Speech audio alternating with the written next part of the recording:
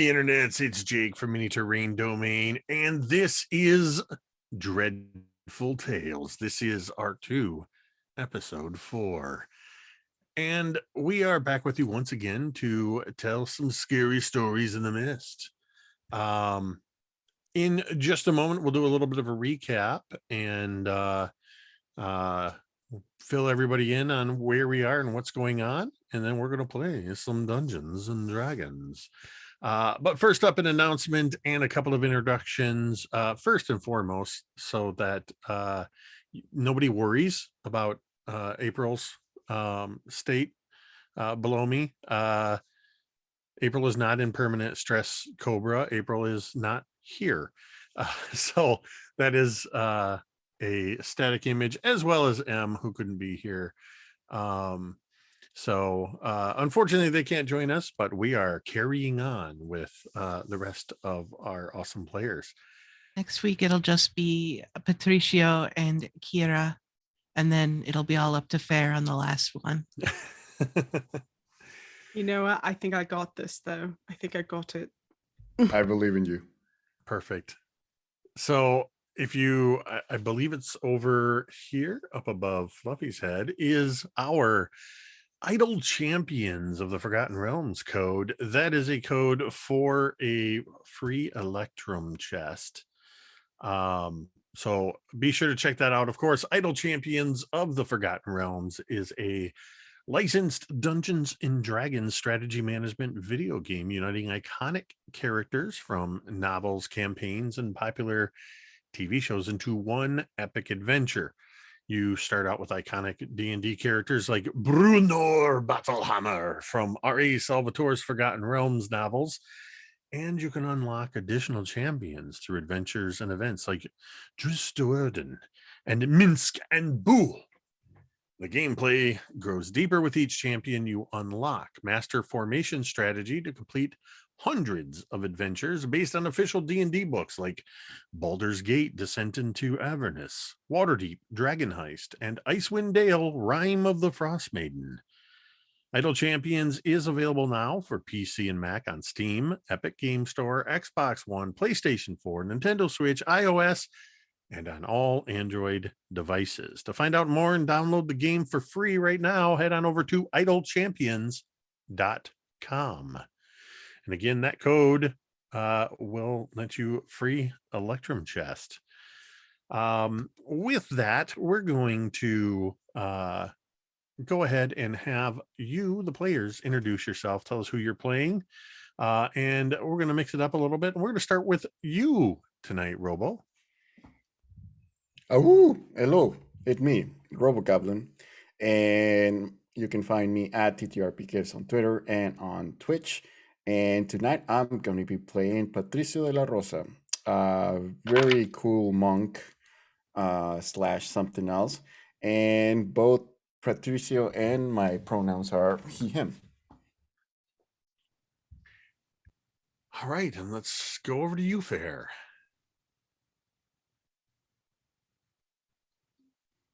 You're muted. Muted the Zoom. Didn't realize. Hi, I'm Fair. I will be playing Okira Stormslayer, your Oath of Glory Paladin. Ooh, it's been a day. Our pronouns are she, her. And Fluffy. Hello, I am Fluffy Snowfall, and I will be playing Karina Ivanova, the warlock from Barovia, who's getting really tired of things trying to kill us. All right. Well, let's see how your characters all fare in tonight's session. You were all unwittingly transported to Ravenloft via the mists by carriage after opening mysterious scrolls sent to you, upon which a little silver bell was rung, which equated with you agreeing to the terms of service and terms and conditions of said contract, much to your chagrin. You were invited to an absolutely lovely dinner at the Mornhill Estates, where you met with Madam Vanessa Mornhill, who told you of this artifact known as the Horn of Fate, located with the Tree of Fate in the Grove. Unfortunately, before she could tell you too much more information, all of the food rotted, the house decayed, and turned into a crumbling ruin, and you found yourself outside on the estates, where you checked out the local cemetery, which decided to also check you out in the form of a giant clot of zombies and a mausoleum mimic. But you made pretty quick work of those. You met with Requiem, a construct of um, tombstones and monuments, who had a particularly large monument shield with the name Concord on it, whom a couple of you know from previous adventures. He elaborated a bit further on the story, telling you about the Horn Guard Conservancy, a military organization dedicated to protecting the horn at all costs. He gave you directions to where you would find a town, either via the river or the Forlorn Pathway, which you chose. The pathway, crossing a derelict bridge, which was a little sketchy, and probably wouldn't have been so bad if it wasn't for the harpies that decided to attack. Corina, fortunately, was able to hear the lyrics of the Harpy Matriarch's song, which seemed to tell a bit of a tale of the falling of a beloved hero and an untrustworthy character known as Requiem, the Lord of Mourning. And you eventually defeated the Harpies, continued on your way to where you found a mist-shrouded town with mysterious statues, several unoccupied buildings. There were skeletons lying all over the place. You tried to go to a library, but found a big pile of burned books. A kind old lady riding a penny farthing tried to curse you. But you made quick work of that kind old lady.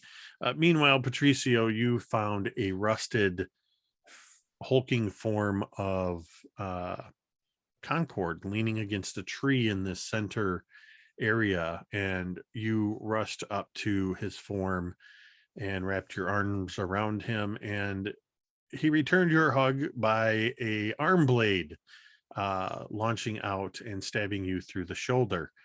At which point, several of the skeletons began to reconstitute and rise around you.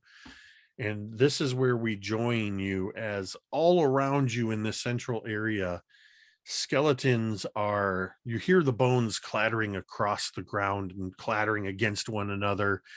Past one of your feet, a skull with its jawbone chattering like a set of teeth, just before it connects to a body that rises up. And as these skeletons rise up all around you, you see out of the mists ghostly figures step forward and inhabit these skeletons. You can still see through them. You can see the skeletal structure inside these spectral figures, but there's all manner of peoples around you, and they've begun to close in around this area by the tree, where Patricio, you are wounded in your left shoulder where the arm blade went through.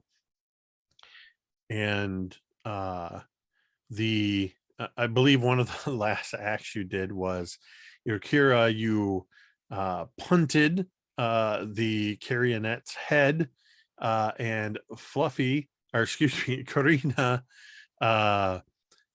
skeet shot it out of the air with an eldritch blast, creating quite a gory show of power. And that's sort of where we pick up, as all of these, these skeletons and these figures are all sort of, I almost see this moment is where the camera is panning around all of you as these spectral skeletons are emerging, and you do hear sounds of almost like a gasp come from Saja and Brilin, and they seem to have been occupying spaces where some of these figures formed.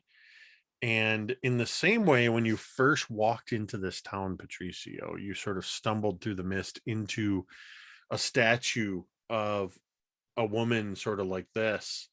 You see that Saja is kind of looking back, but is completely immobile like a statue. And Bree Lynn is looking around in panic at everyone and has frozen also like a statue. What would you all like to do? What happened? What's going on with them? Oh no, no, no, not again. My friends turned to stone again. What do you mean again? You see, Concord A actually turned long into, story. but Concord turned into a stone too when we were here. Well, what Release did you them. do about it? What did we do, Corina? She's just kind of zoning out and like looking at all the ghost skeletons, and it's just release them. Right. I think we just actually kept going forward. What would we like to do about all the skeletons? Suppose it depends on what they want to do to us, doesn't it? Anybody who would like to can make perception or history checks as you're looking around at all these skeletons with these sort of shimmery mist-like apparitions holding them aloft. I'll do perception. That's 8. Oh, we got the same thing. Well, I got a 9, but I rolled an 8 on the die. I'm very perceptive. I got a Oh. 15 history. Hey. Karina, you recognize that most of these figures, there's a fair amount of these spectral figures that are standing around that are they look like townsfolk. They look like commoners and bakers and bartenders and librarians and what have you. But more and more of these figures have spectral heraldry about them, or even their skeletons seem to have some remnants of a breastplate here, a shield there. And what you notice is that while you don't recognize the factions, there appear to be two distinct military factions represented here.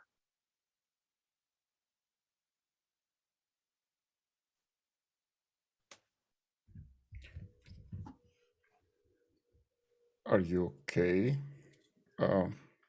I sort of wave my hand in front of Karina's face. Is she frozen too? No, I'm just angry. About which part? Our friends being frozen. Right, yes. Dick move, to be honest. Very much so. Yep. And if these spectral armies would like to get through this encounter peacefully, they will release our friends. You heard the lady. You see several of the nearby apparitions look at you, and then they sort of turn and they create a little bit of an opening away from you towards where the tree is and kind of around and to the side. And you even see a couple of them pointing out their hands.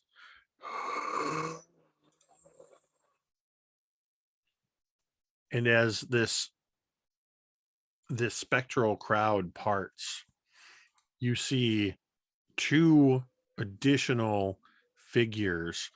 They are similar to the others, but they seem to have a little more presence than these ghostly apparitions. And their skeletons wear much more of the military uniforms, including heavy plate armor, though rusted and pockmarked. Each of these figures, one a very tall woman, human woman, and the other a very tall human man, they are both wearing markings on their uniforms that are representative of these two factions, but each one of them seems to be representing a different faction. As Are they they taller than me? how tall are Very you? important question. 6'4". They're probably about as tall as you, though the male Mm. figures maybe 6'2". Okay. Just had to ask. And they come As- forward with a very deliberate manner as they walk toward you. The only sound you hear is, of course, the armor has a little more of a rattling sound to it as it shakes about on their bones and they step forward. I'm so used to the rattling of my own armor that I don't hear the rattling of theirs. That's very, very fair. I step forward in front of my companions and say, "Is there a problem here?" The woman speaks up. There doesn't necessarily have to be a problem. It depends on how you handle yourselves from this point forward. Really? And how's that?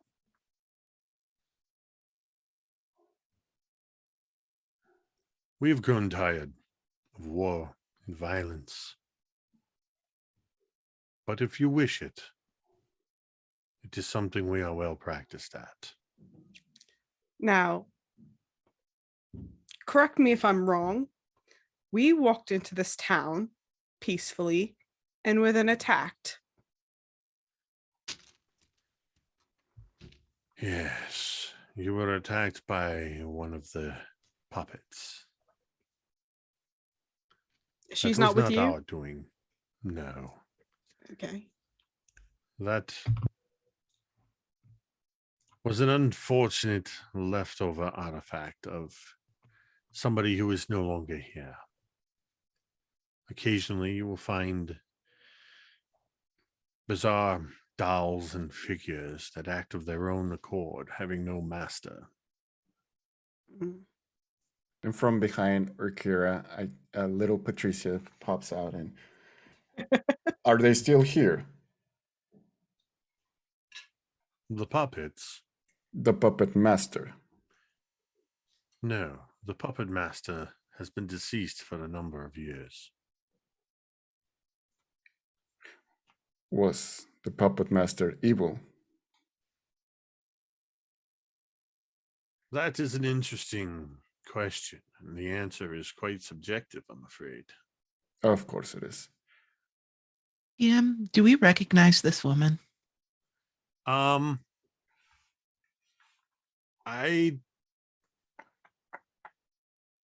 don't know that you would recognize her. But you might recognize the man because he was in the painting above the fireplace with Requiem and Concord and a few others. Okay.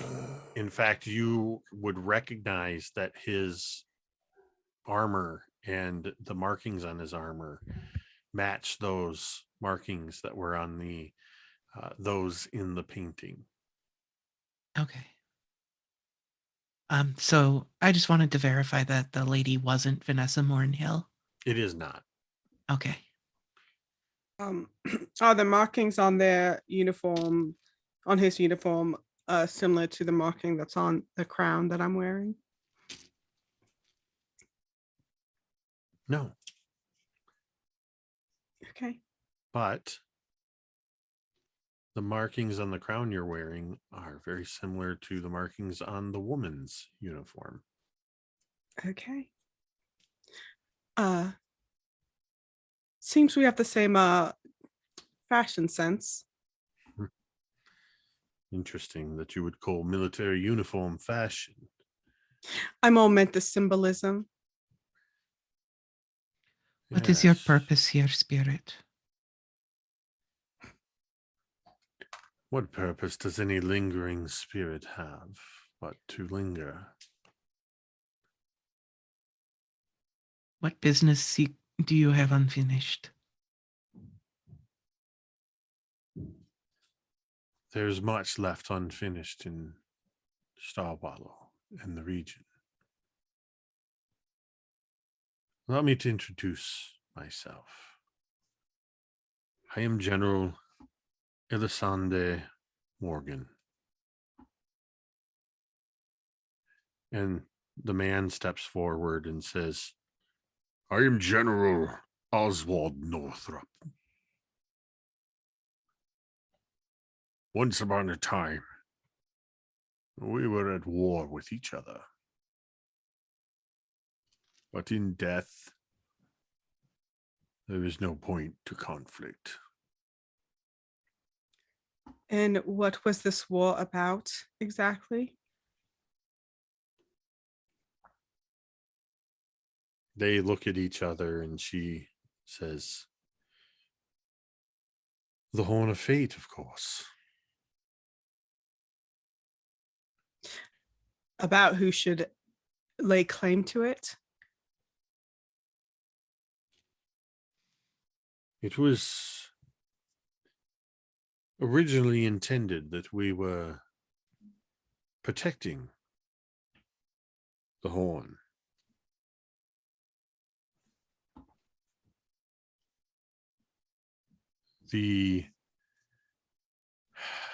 The avatar of Myaliki came to this world through a rift from the Feywild.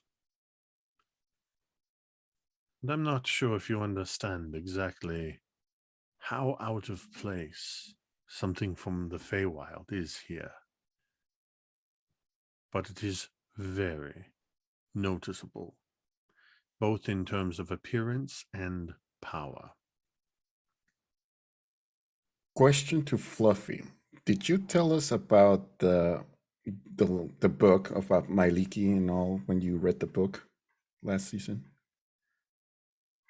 I believe You so. read I don't think I was the one that read that. who? Altea was, right? Yeah, And she didn't tell us about it? no. Okay. And I'll just go. Myliki. Who is Myliki? There are many who question just who the gods are. Myaliki is a very powerful god of nature domain, but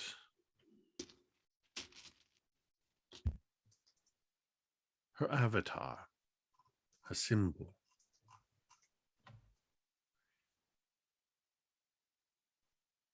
is that of the unicorn. This is how we recognized the avatar when it arrived.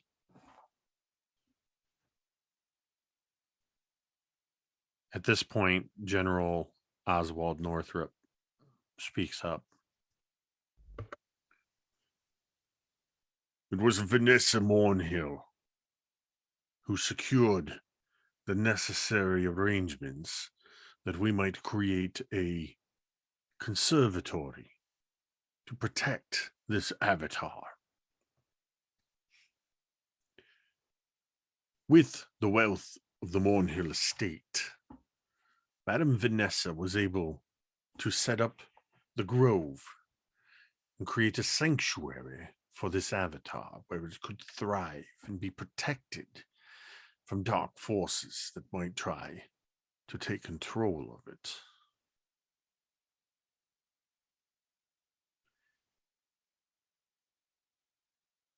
And Madame Vanessa Mornhill betrayed the Avatar. The original tree that sprouted at the place of the Avatar's first appearance, the Tree of Fate. She turns and she indicates this twisted, gnarled, blackened tree at which the rusted the rusted shell of Concord rests against. This was that tree. But she stole cuttings from it and created the grove not as a sanctuary, but as a prison. Yes, I was going to ask if it was actually a prison, because that's what it sounded like, to be quite honest.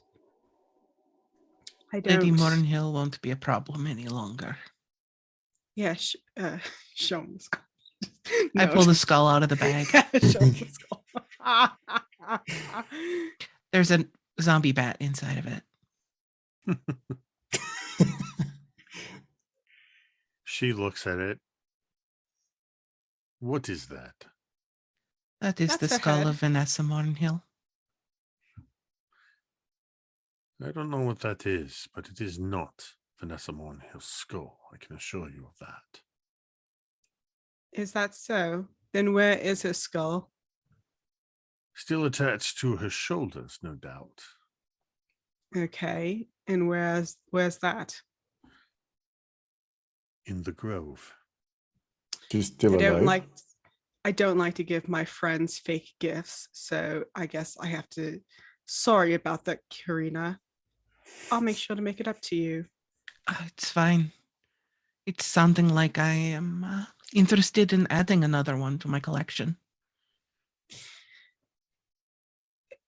So she's in there with the Avatar, or has she tried to become the Avatar?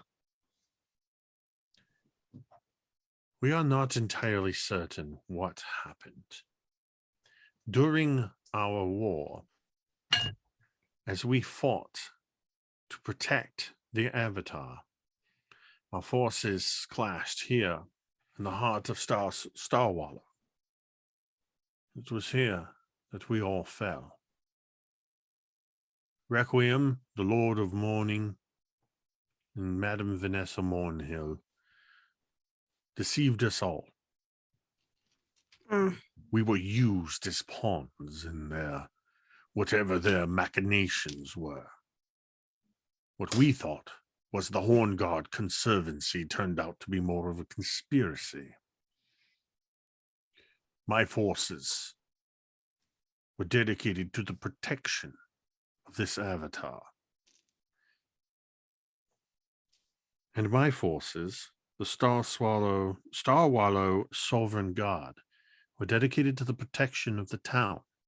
And we believed we were also protecting this Avatar. Now, Vanessa Mornhill is trapped within the sanctuary. Whether she has been able to overcome the Avatar, or the Avatar has been able to overcome her, or they are at a standstill is something we do not know. What we do know is that Requiem is out there somewhere. He is a deceiver. He will do anything that he can think of, including duping individuals into retrieving the horn, that it might be used for whatever nefarious purposes they had planned. I turn to everybody and just say, "Uh-oh." Well, listen, we never promised him to return the horn to him, did we? I Yeah. said I was going to keep the horn. Yeah, that is very true.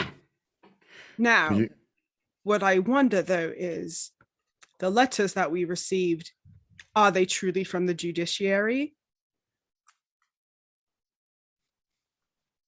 That I've would not be met very this difficult to judiciary. forge. General Morgan kind of perks up a little bit.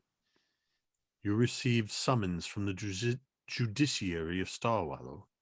Yep. Yes. We received summons, but then when we got in the carriages, they took us to the Mornhill estate. And then afterwards, when everything rotted around us, we met Requiem in the cemetery. It is highly unlikely, near impossible, that anyone would be able to forge the magic of the judiciary. But you should know that Madame Vanessa Mornhill was once a member of the judiciary. So she could duplicate the magics. Less likely that she would duplicate the magic than usurp control over the magic once it had been begun to unfold. And so this claiming of the horn is probably freeing her from the grove. Yep. The freeing of the horn, or simply bringing you there to complete her task, that I have no knowledge.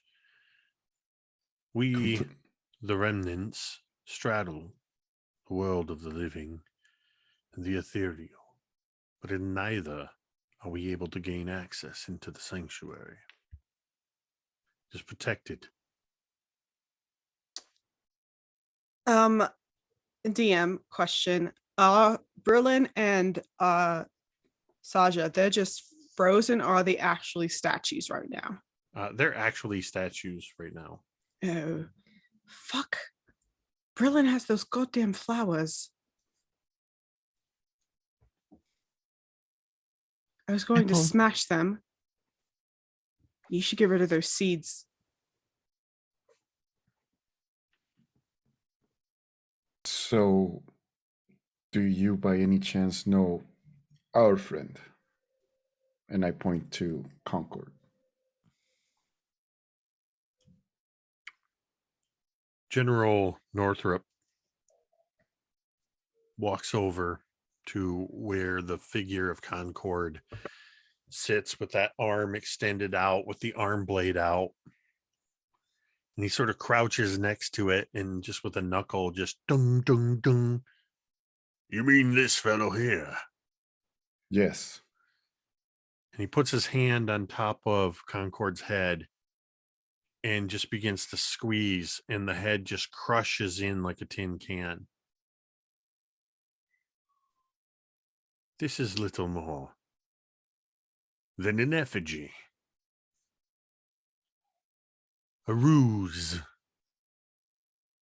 Is this someone you know?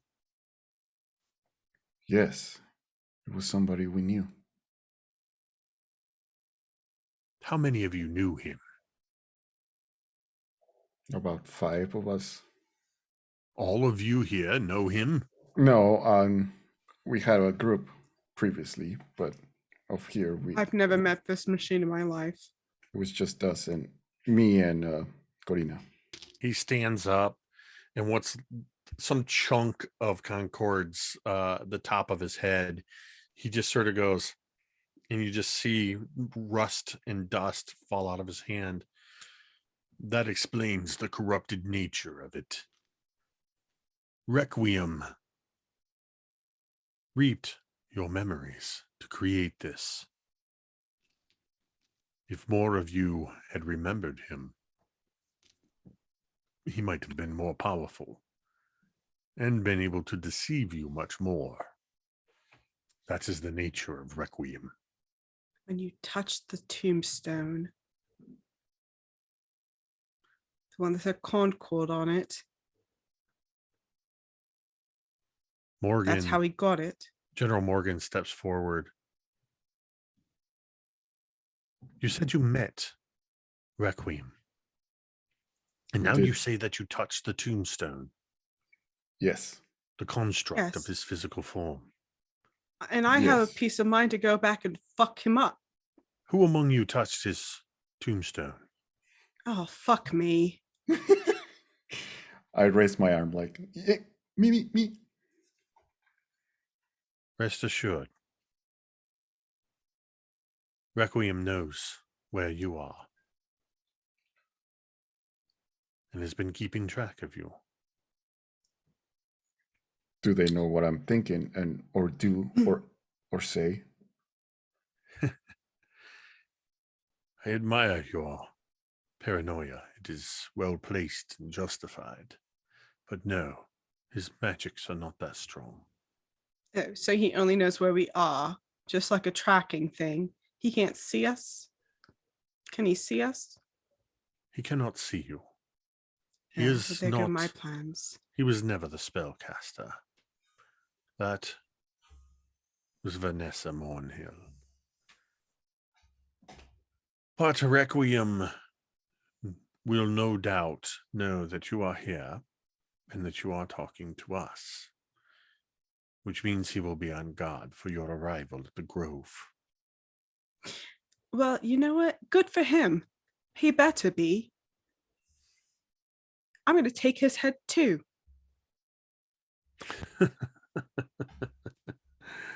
Both her and General Northrop kind of look at each other and laugh.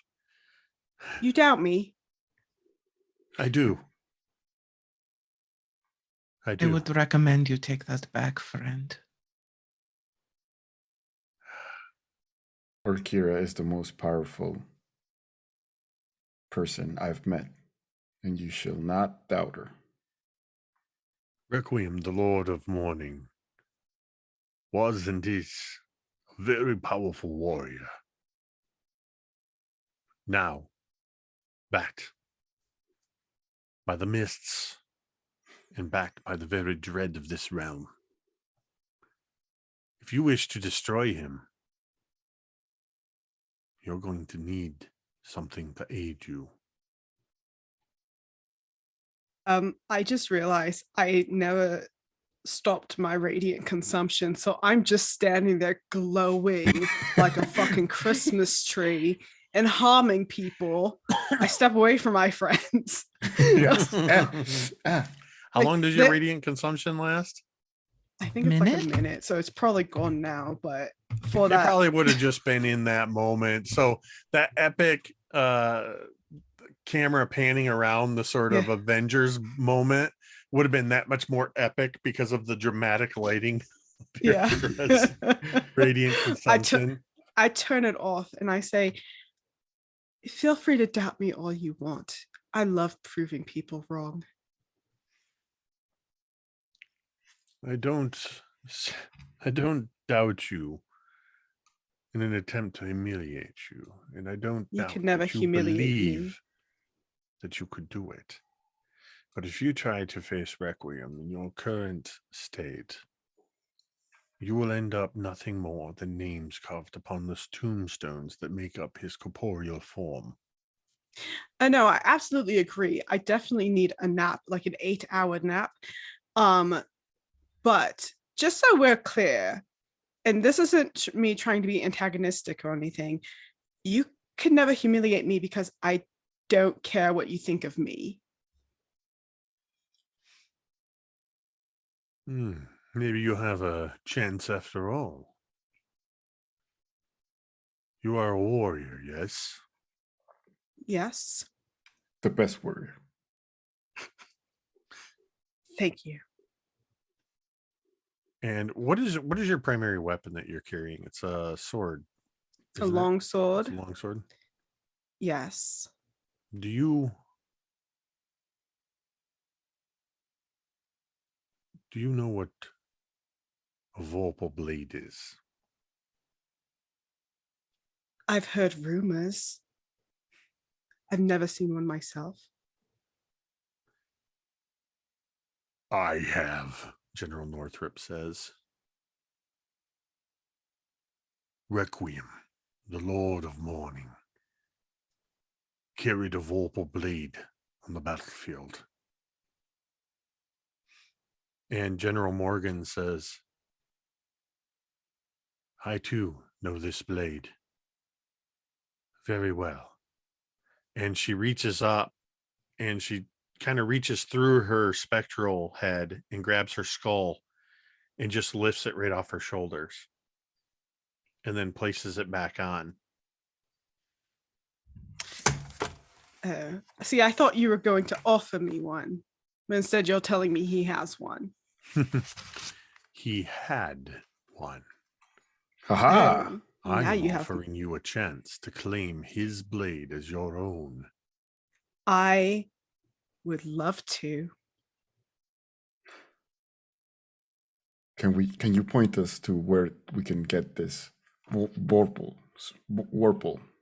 sword? Warhead sword. Warhead sword.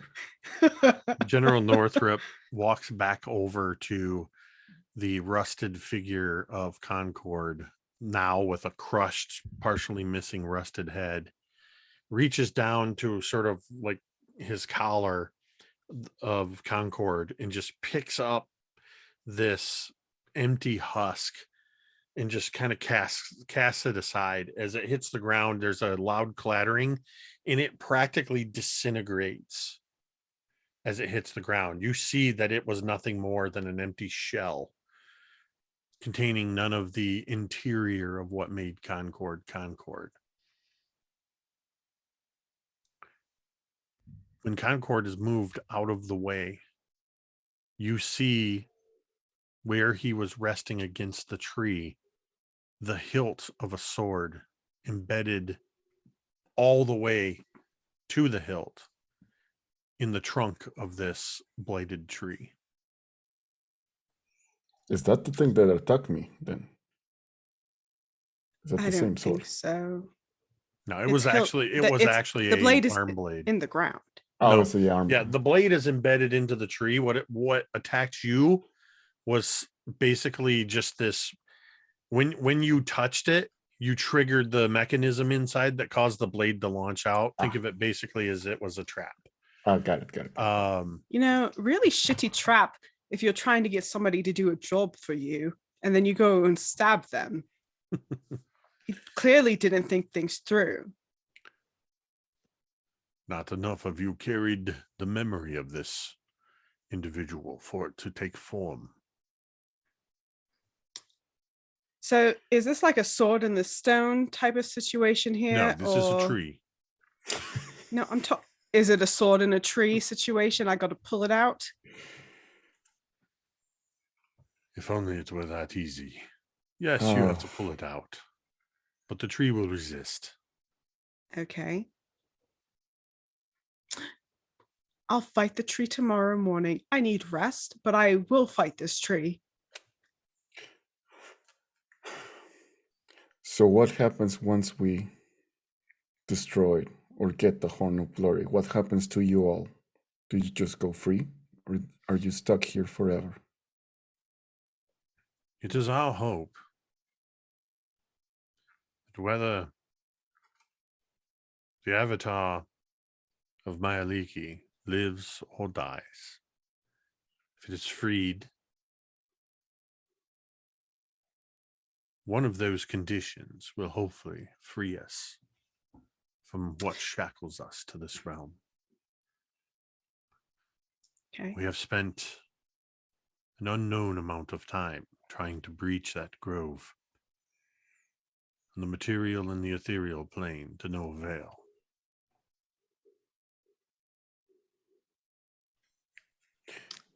Guess we will try our best to help everybody we can. Yes. If you I have a mean question about this avatar. Uh.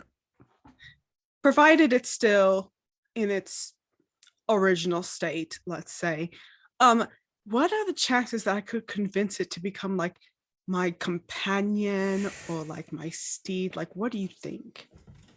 Oh my God. you are a paladin Yes. and you are celestial in nature, yes? If you say so. I've never met another one of my kind until I met this one, and I just You're point over pointing my shoulder to Sasha, who's a to the statue. stone statue.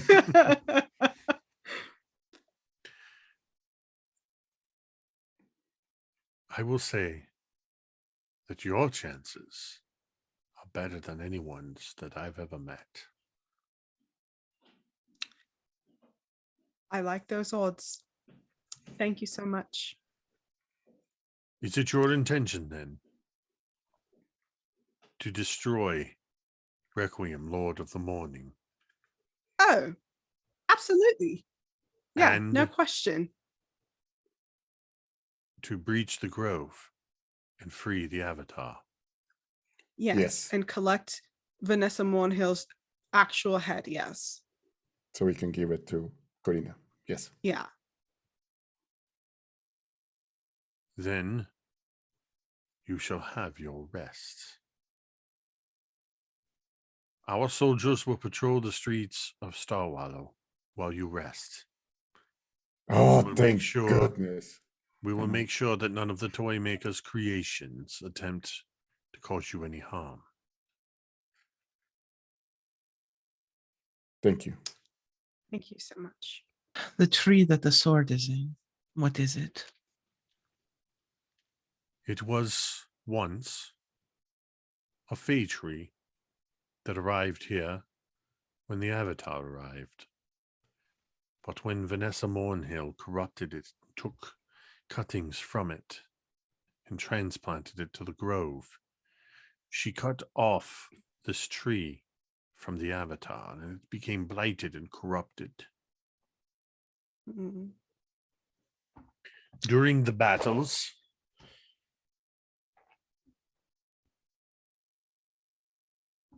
Requiem was disarmed of his sword, and it flew into the trunk of this tree where it resides now, and none has been able to pull it free since. The tree has claimed everyone who has attempted. Interesting. I'm going to disarm him of his arms, by the way. Actual disarm him. Ooh. Would this Requiem. Oh, would okay. this tree respond to Requiem, do you think? Mm. The tree does not respond to Requiem. Requiem hasn't been here in several iterations of Starwallow. In all the iterations in which the sword has been in this tree, he has attempted twice. Even he, in his current form, could not remove it from the tree.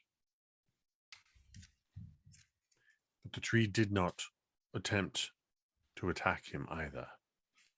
He simply could not pull it free. Tree probably could sense how big of a dickhead he is. Just think about this, Erkira. Once you get the sword out, with one step further than Requiem. There is Mm. one You other. have such a way with words. There is one other thing. Oh, no. If you wish to claim this sword, it will require a sacrifice.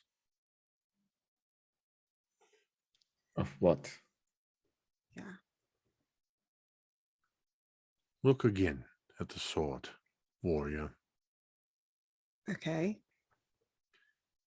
You look at the sword where it's embedded in this tree, and it has this look partially of a blade that has been thrust deep into the tree, but also it kind of looks like it has grown around it over the years. And you see where part of the hilt, it has this kind of knot of wood and is sort of wrapped partially around, clinging to the handle. You realize it's not a knot of wood. There is a hand still gripping the sword that has been severed at the wrist. Oh.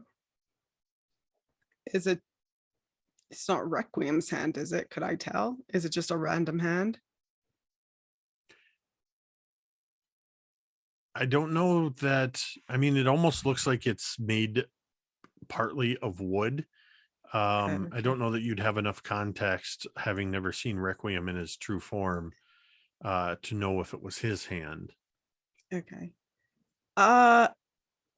Okay, there's just a hand there.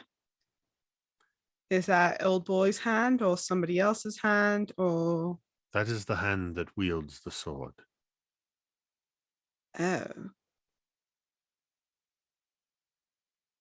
I'm sorry, I'm completely lost. So do I have to fight this hand? General Northrop walks over and says, if you defeat the tree,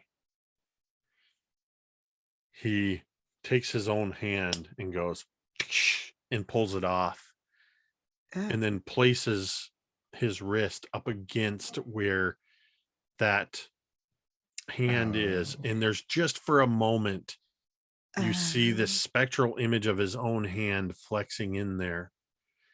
And it looks for a moment as if he could just pull it out. And then he just releases, pulls away from it, and puts his own hand back on. Okay. I think I understand. I I look to don't. my smarter companions. And you just look at me Listen. and Patrice says, So I have to give up my hand if I get this sword, and take on this hand. I'm That is sorry. the only way to wield the sword. Okay. Interesting. Okay. Make a great story. Now, would the hand still be wooden, do you know? Or would it just turn into my hand? That is something we have wondered for a very long time. Perhaps we will see. Okay. We fuck around to find out. Oh, yeah. Okay. So, yeah, right. You're going to get that hand, but you're going to give your hand. Are you okay with that, Urkira?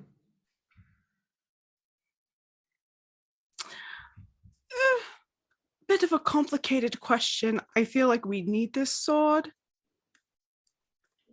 I never considered giving up one of my hands for something, but I also think it might be worth it. Do you, the player, know what a Vorpal sword is? No. Okay. Only vaguely. I would say I want you to roll history with advantage. Okay, great. I don't want to make any assumptions that anybody just automatically knows what a Vorpal blade is. History check. Yeah. What you need to Okay. kill the Jabberwock. Well, I got a 17, but my history's a -1, so 16. That's still more than enough.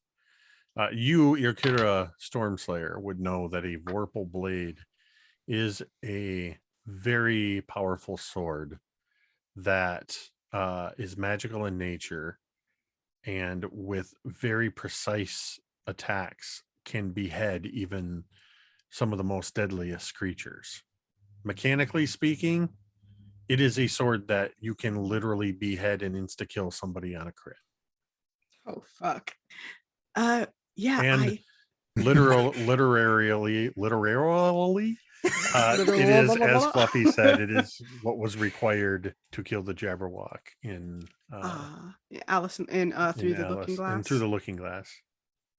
Right.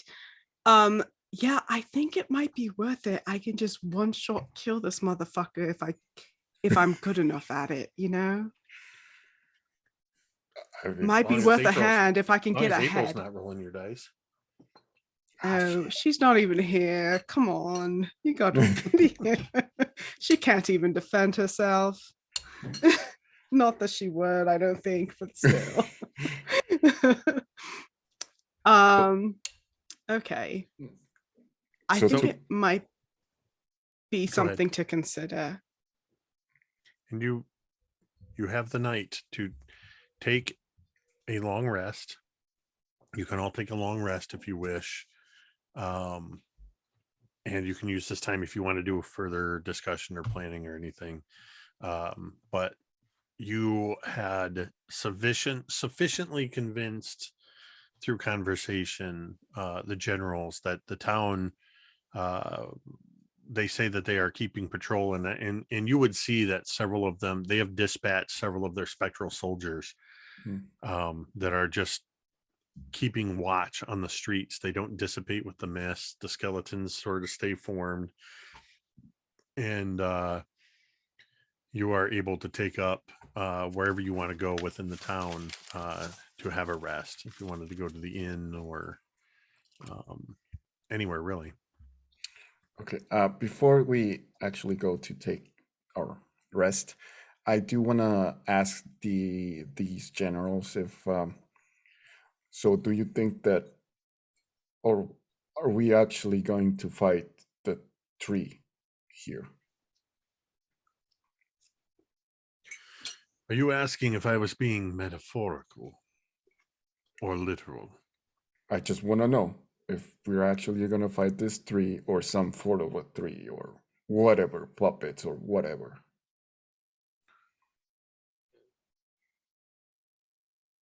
It is the tree that you will be fighting.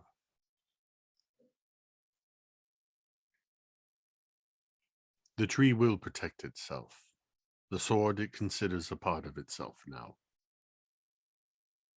When you attempt to take the sword, your intention will be seen as hostile, and the tree will attack. Got it. Thank you. Shall we go take a rest then? I have a couple more questions. Has anybody ever tried to heal this tree?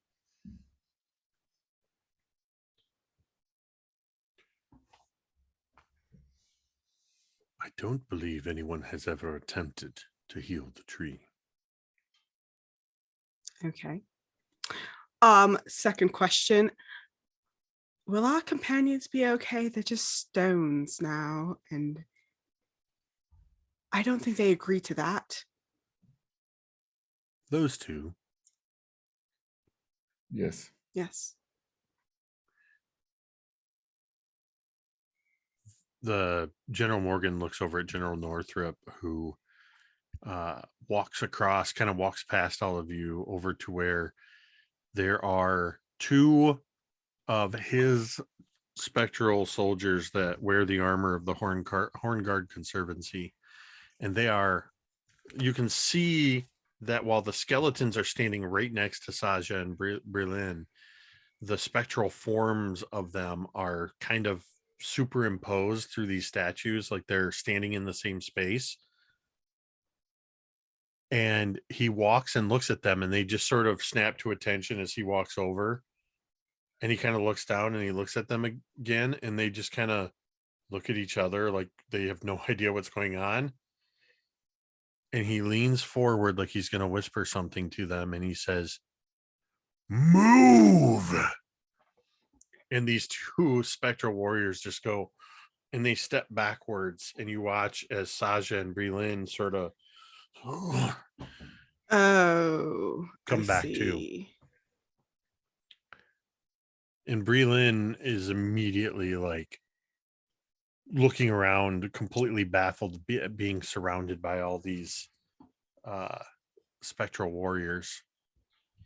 It's okay. It's okay, Berlin. It's okay. It's okay. We got this. And Yeah. I These think are Saja, you friends. can see sort of Saja, I think you would see her hand kind of immediately go to the sword on her belt. But Sort then of put my seeing you hand sort of- out. Yeah. Like easy. like maybe you even see in her eyes, because you've seen it before, you see just the beginnings, like she's about to do this radiant feature. Like you can tell she's going into full-on defensive mode, but you sort of start to, come in and calm them down. Yeah. I appreciate it, but you know as well as I do, you can't do it again. So you might as well relax. There's a lot to explain, but we have safety to rest now. Yes. And tomorrow we fight a tree. It's going to be very exciting. Oh joy. Hey, I'm getting a DM, new sword. Yes. based on Akira's comment about healing the tree. Could I roll to see if there's any sort of thing that could be done to purify it? You can certainly Hmm. try. Can I give the help action because I asked? Sure. But also, I was considering doing like a lay on hands to this tree maybe in the morning, just in case that doesn't work out. We still have to fight. I'm good to fight. But yeah. What would you like me to roll? What would you like to roll? What would you do to attempt to? I feel What- like nature. Okay. And that's a 23. Hell yeah. Hell yes. Nature shit. And what does this look like? How are you applying this skill to assess this tree? What I'm doing is I'm trying to inspect it from a distance as not to get it to attack me, and just kind of rattling through kind of herbal remedies or other treatments that have been used by druids um, to kind of fortify plants. So just kind of going through like, all right. So if we use, a fertilizer from mostly plants would maybe consider, just kind of going through various remedies that I might have studied. So observing this tree and being careful not to do anything that could be to antagonize the tree. You you are able to get a good look around the root structure and looking at the bark, and you can even see places where the bark shows signs of um, having like what was once I cannot think of this word. That's why I'm hemming and hawing. Um, that got me real low. Antagonize. I love it. I love me a good pun.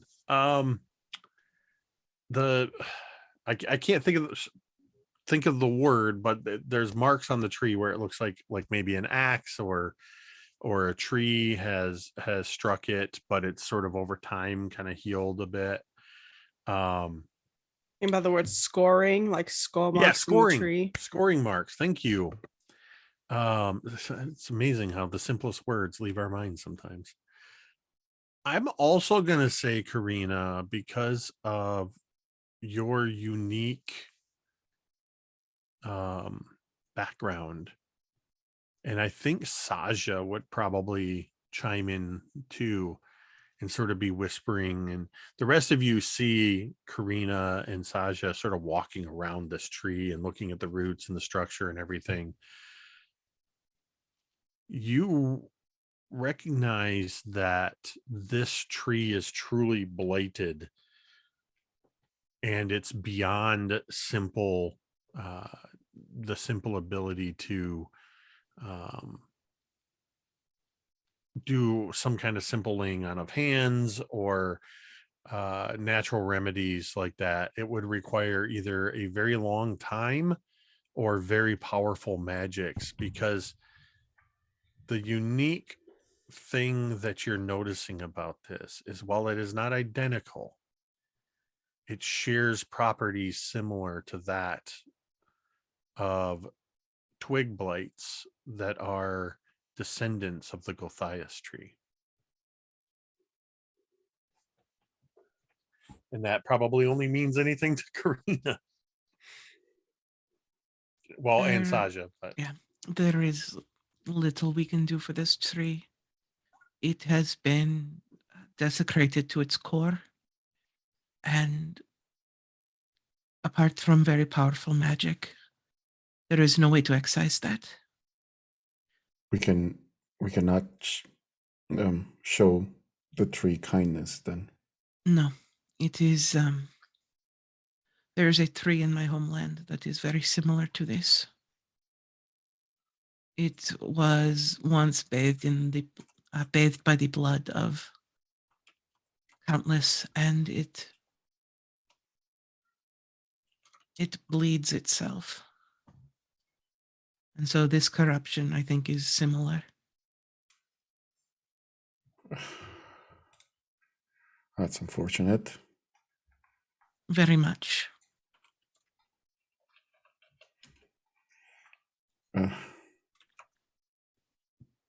I don't have anything to do to show them kindness, but maybe tomorrow will be another day. Shall we go?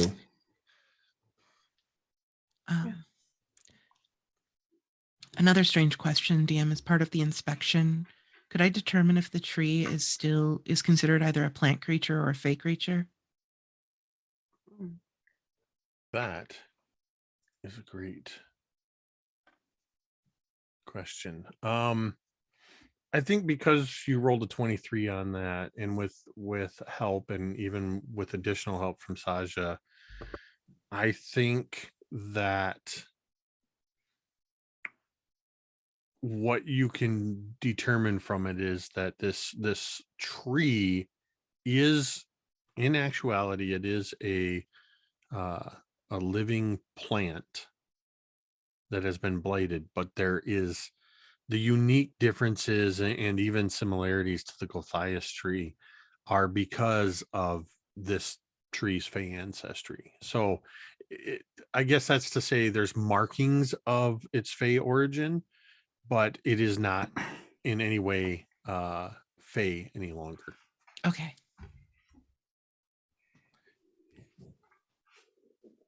Anything else? No.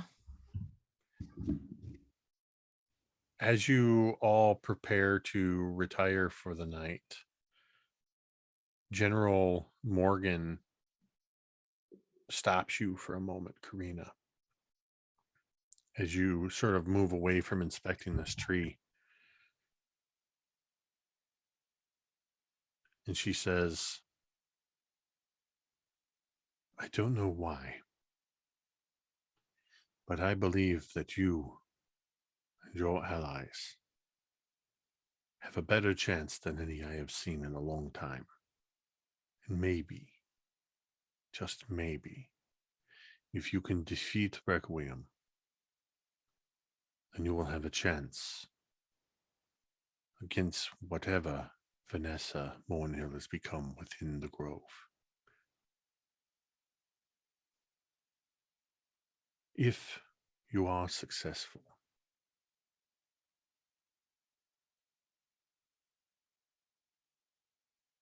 the avatar of my Leaky, its name is Starwallow.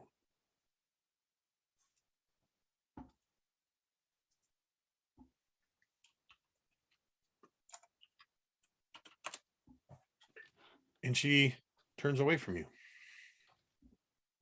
So if nobody has any further questions, you are free to actually push the button, if you haven't done so already, to take a long rest and gain whatever benefits come from that. Oh, that feels so good. How bad off were you still? I was 17. I know you'd gotten healed after the one fight, but I know you had Yeah. taken a few nicks and bruises. Yeah, I was hurt a little bit, but I used both my dragon attacks, so I really wanted to get those back. Yeah, I was fine. I just needed my spell slots back. I was mostly okay. The only thing that I had gotten back was a single use of Form of Dread. Oh, okay. Can I, while we're resting and everything, can I get some parchment paper and some quill and ink and just write a letter? Well, before we Yeah, go to I sleep. think you would be able to find. You'd have to look through a few of the, a couple of the buildings, and most likely, if you chose to go, the most logical place to find these would be in what's left of the library. And I would say you probably recognize some aspects of the library when you go in there. It has a familiarity to you, but it's definitely different in this iteration. But that, yeah, you can absolutely find some parchment and pen and ink.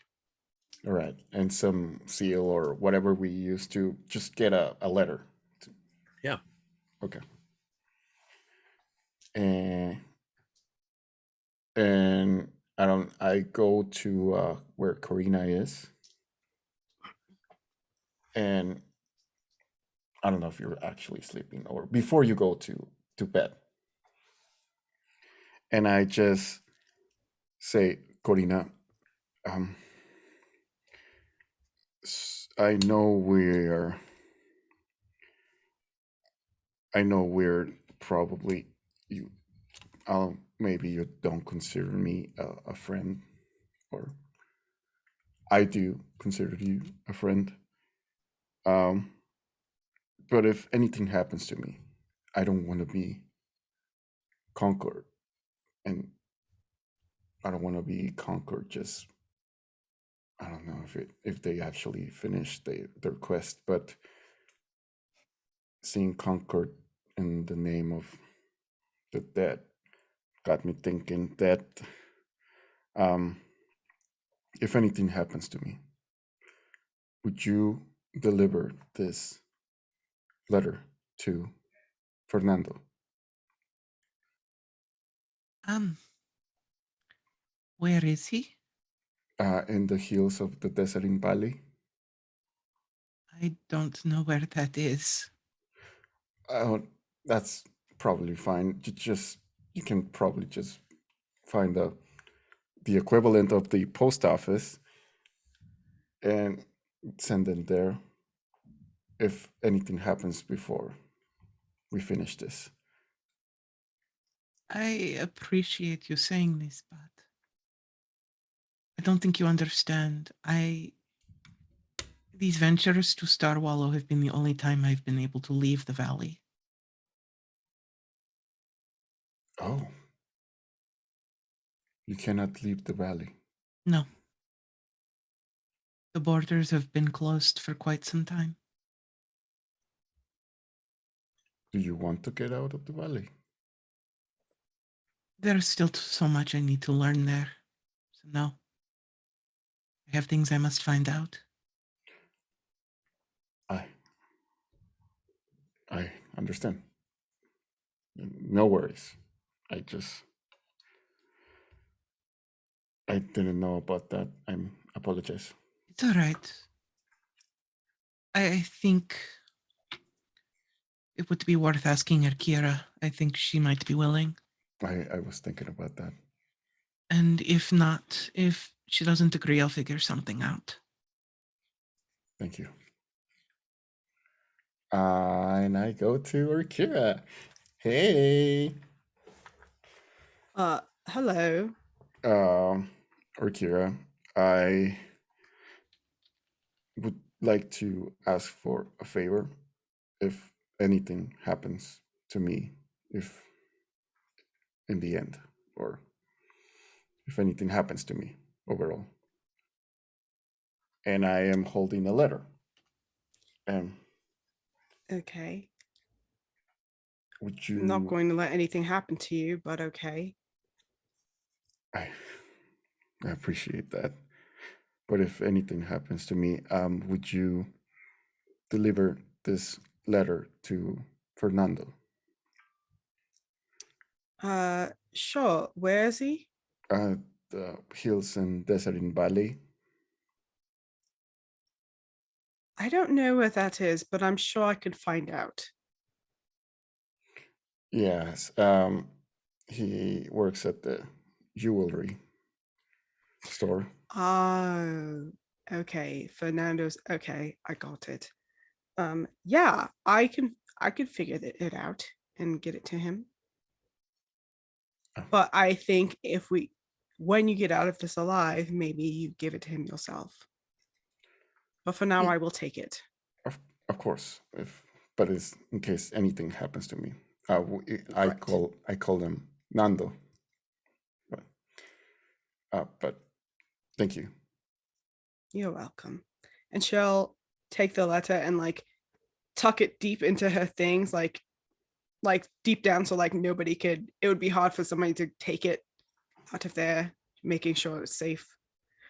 She puts it next to like some of the things that she treasures herself that she wants to keep safe. And I just say thank you. Have a good night. You too. Big day tomorrow, fighting a tree. That's right. Good night. And I just go, Good night.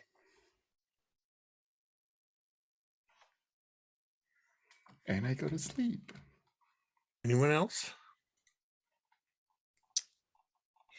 No, I just pass out. It's been a long day.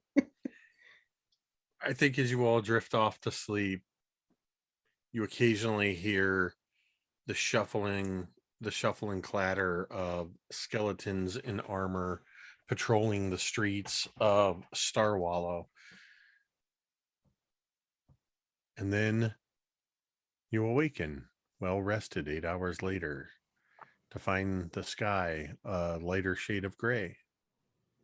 The mists still persist around the outskirts of the town, This is comforting. and it's here in this realm and around this town square of Starwallow. It's perpetually like November 18th, right before the snow comes. If you live in an area where autumn and snow are a thing, you might be able to relate to that. I want to. I really do. It All you have to do is come right across the border. it It's right here for you. as you head outside, you would note that the streets are empty. There is no sign of either the Starwallow Sovereign Guard or the Horn Guard Conservancy soldiers, the apparitions, the skeletons, or any of excuse me, any such marionette toys. There is nothing but the tree and what remains of the Concord effigy in this large circular area in the middle of town where this tree resides. Where did DM, they go? is there like an apothecary or any sign of that in the town that we can see? Yeah. Yeah, there's a there's I mean basically this iteration of Starwallow seems to have formed all of these buildings and around this central area. So yeah, you'd find some kind of what looks to have once been an apothecary. All right. I want to see if there's any supplies inside, like alchemical equipment or like Okay. rubbing alcohol or something. We're going to do one of my favorite mechanics, which is a sliding scale D100. Okay. I'm going to say that because of the nature of this town, there's a 25%, we'll call it 26% chance that you are able to find the supplies you're looking for. I'm going to roll my D100, and if you get within 13 on either side of this number, then you find what Okay. you're looking for. 41. So you go into this apothecary and you find very dusty shelves. There's actually one whole shelf that all of the shelving is blackened and broken. The wall is scorched with burn marks running up and scorched beams. It looks like something was compromised and there was an explosion there at one time. Any of the beakers or containers, anything that would have been an active reagent or chemical or liquid or powder is unfortunately either inert or evaporated or dried up. I Okay. rolled a 70 on my D100. So no Molotov cocktails. Got it. Correct. Was an idea. All right. Anything else you want to do? I believe before Karina asked that question, your Kira, you had said something. I just looked around and said, where did everyone go? Did they don't want to watch the fight? I don't think they can. Tumbleweed. I think there's only so long they can manifest. Oh. Well, that's a shame. So let's go kill a tree then. I guess so. I guess. I never thought I actually was going to say that ever. Me neither. Maybe we don't kill it. Maybe we just beat it up until it gives us what we want. So Okay. I'm going to do something because this is a very unusual circumstance where you're approaching a tree and you've had a full rest. You sort of know what you're getting into and you're approaching it readied. So I'm going to grant you all advantage on your initiative rolls. Eh, And I will roll for Breland and Saja, and we'll use some of their basic actions throughout this. So I will roll for them. So for Breland, at advantage, Breland has a dirty 20. Oh, we land. And Saja, good thing I rolled at advantage because one of those was a 1. Saja has a 21. Dang. Rogues, man. All right, hold on. Let me get these numbers in here. Breland was are you a 20. fucking kidding me? And Saja was a 21. I'm very serious, Robo. No, not you. Karina, what do you got? 14. Okay. Kira. 17. All right. Patricio. 6. Okay. I rolled a 2 and a 3.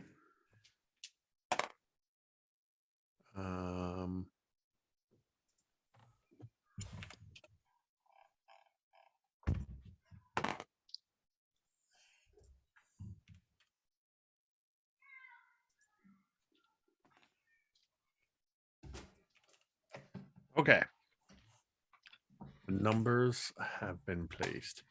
So weirdly, Saja and Breland are at the top of the order. So Saja is going to for the purposes of understanding this battlefield, as it were, this central area that's sort of where all this dead grass is and where the Concord husk lies and this tree is in the middle of is a 40-foot diameter circle with, imagine, almost like decorative brick around it. Saja and Breland are standing at the edge of this. Saja is going to ready an action with her short bow, and Breland is going to ready to cast catapult, launching one of the bricks, so that if the tree does make an action at any of you, they will let off their attacks. What are you all doing as you approach? What is your approach beyond those two readying their actions? I'm going to activate my radiant consumption. So is the intent to go up and grab the sword or to like just start stabbing the tree? I was going to ask I- that.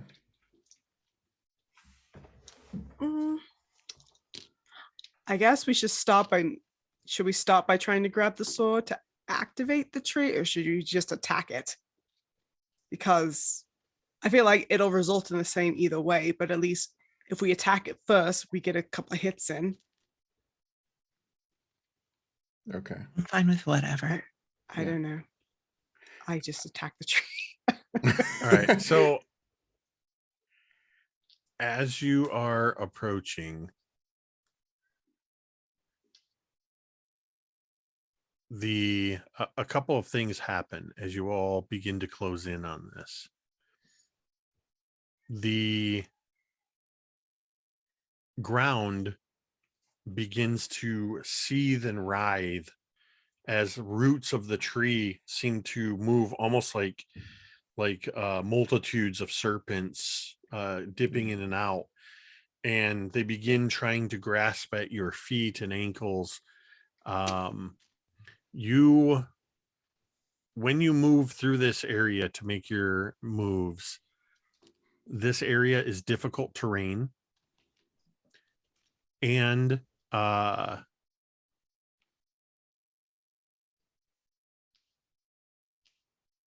yeah, that's it for now.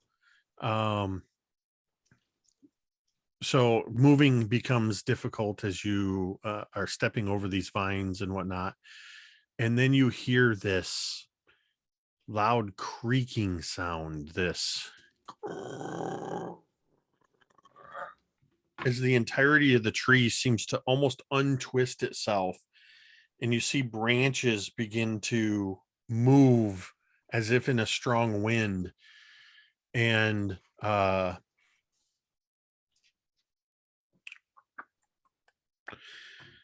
your Kira, one of the branches is coming down through the air towards you, and that is going to trigger Saja and Brelin's attacks. So Saja is actually going to let loose a short bow attack.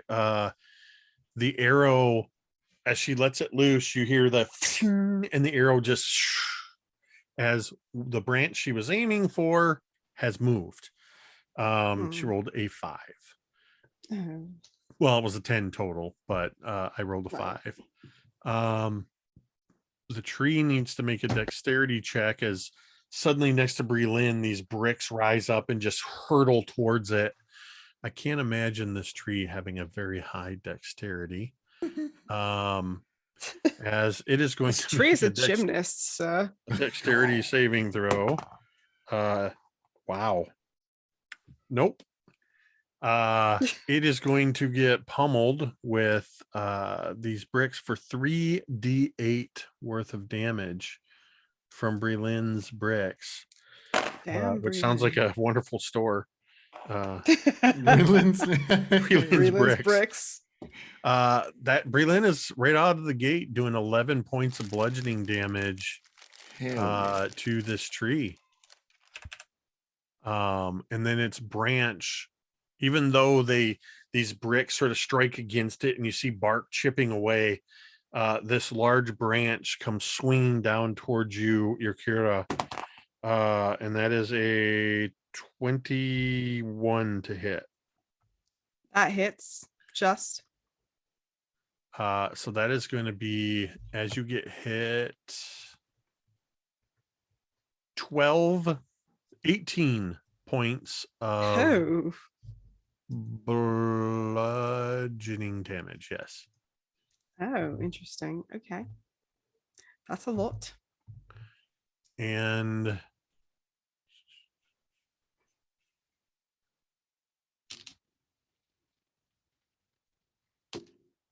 it is going to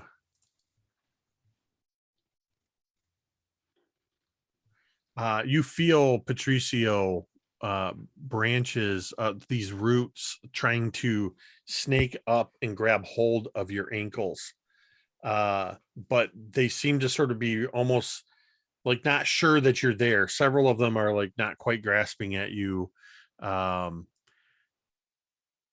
it is going to fail to grab hold of you. That is going to take us to your Kira. Okay. This tree struck first. So now I don't feel bad about attacking it. I'm going to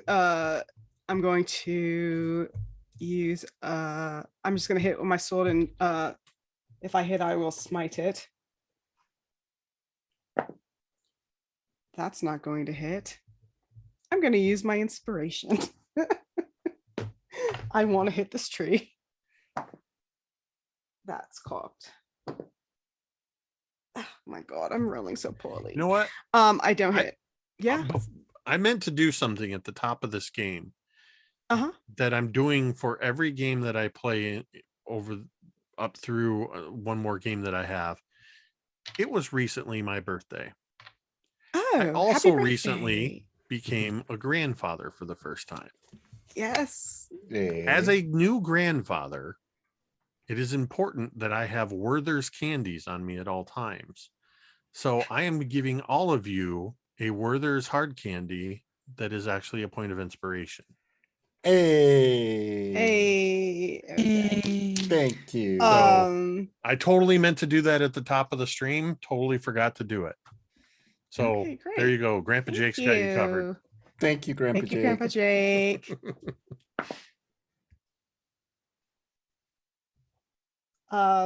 Sorry, that one was okay. There we go. I couldn't read it the first time, so I just rerolled it. That's gonna be a what is my longsword damage? 22 to hit. Is gonna hit. Okay, I'm gonna smite. Is this tree evil or a fiend or anything like that? Is Trying to evil see if one I of the could- qualifiers? I don't know. I'm trying to find it, but of I course, think every time it's- I try to find it, it's not there.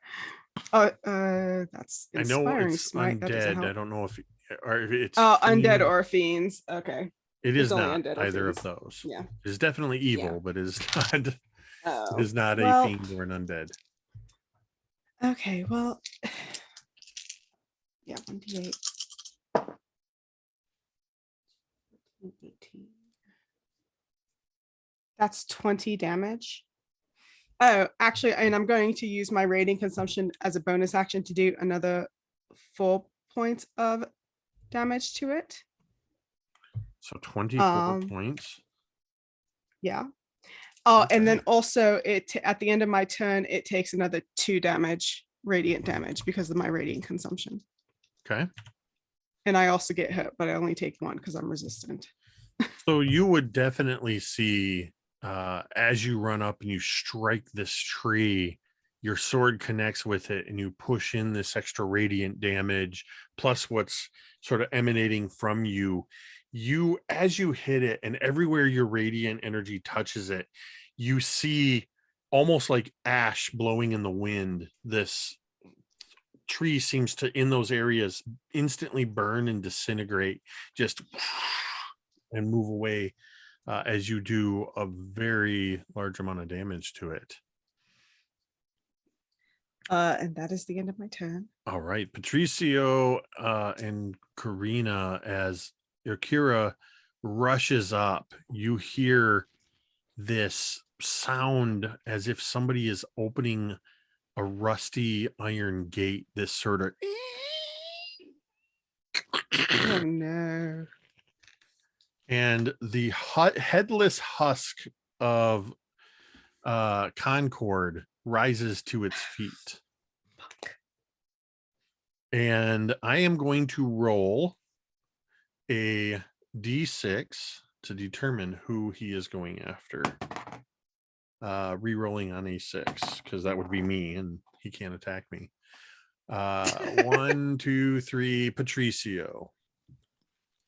Concord Thought is we were coming friends. towards you, Mm-hmm.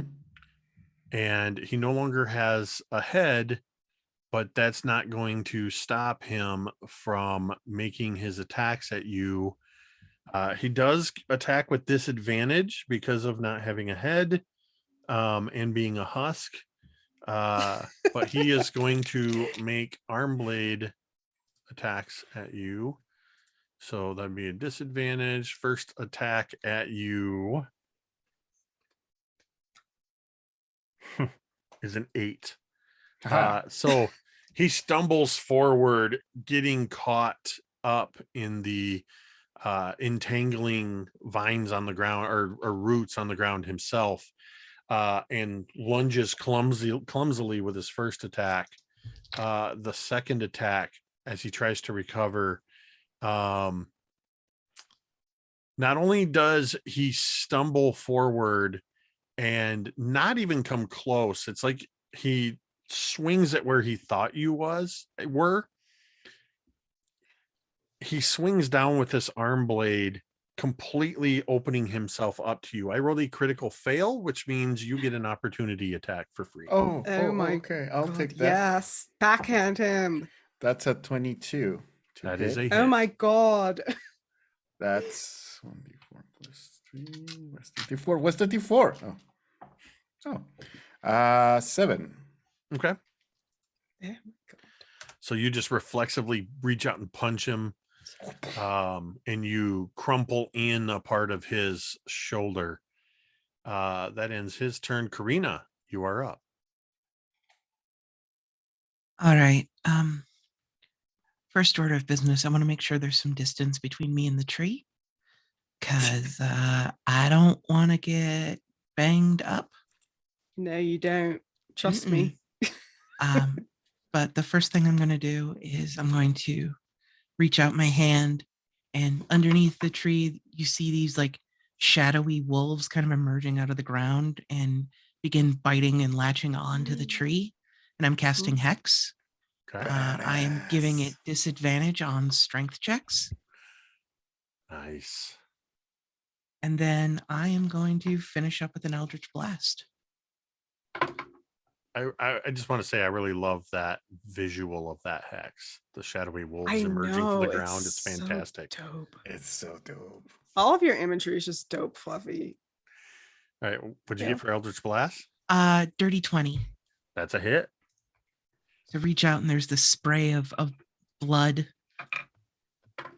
That is 12 points of force damage and 4 points of necrotic.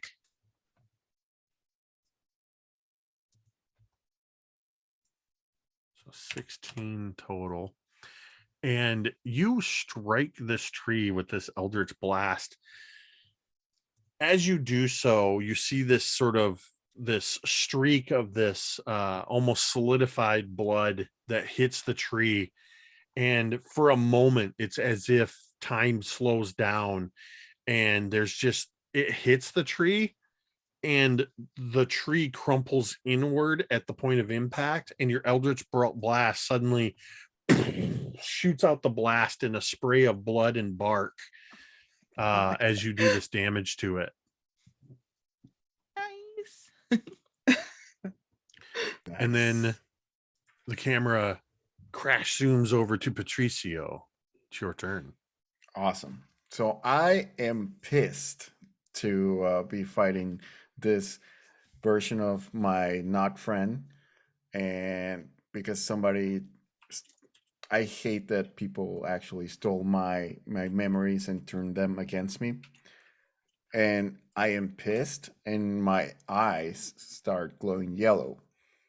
And I am going to attack this non-cord. Um, It's canon now. It's non-cord. non-cord, and I'm gonna attack it with one of my Breath of the Dragons attacks. So you see that my hand changes into the snout of a fire dragon, of a red dragon, and I'll just uh, bread use my breath weapon on it. It's gonna be fired. So you gotta make a DC 12 Dex saving throw. Concord, non-cord.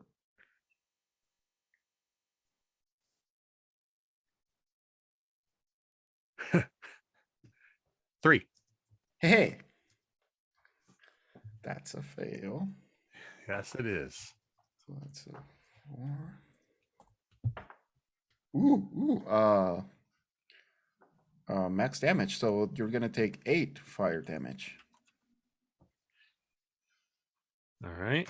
8 damage as this fire scorches across. You just see the rusted metal that makes up non-cord's armor just momentarily glow red hot and then turn to ash and start crumbling away in places. All right, and I'm gonna use my bonus action to spend a key point and do flurry of blows, and I'm gonna attack again with my my dragon fist. My Great Dragon Fist. That's a 16. That's a hit. Awesome.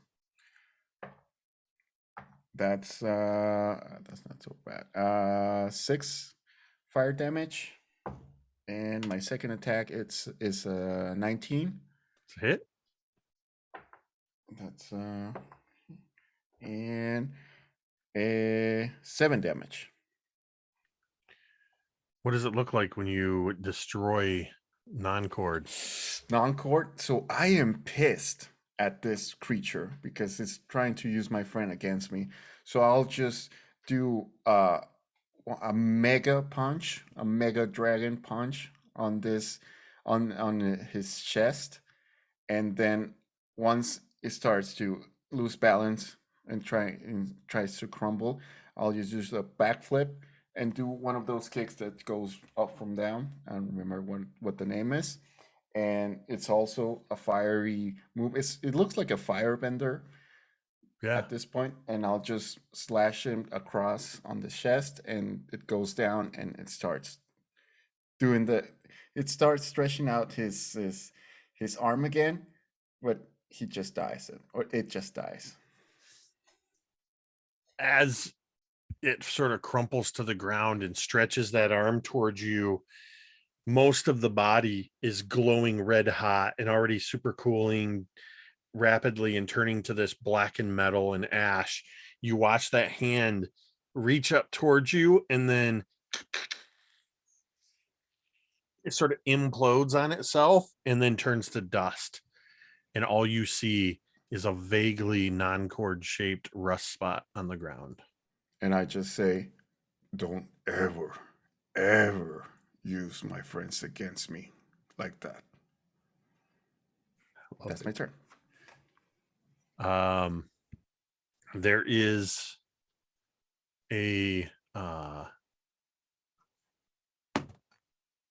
yep, that's gonna hit. There is the sound of a bow being drawn and an arrow being released as Saja fires her bow and does 5 points of damage to the tree, as this arrow just seems to fly over your shoulder, and you Irkira, and you just see that as the arrow strikes in, and you see that same sort of blackened and ash-like damage at where the arrow struck seems to emanate out in like a circle.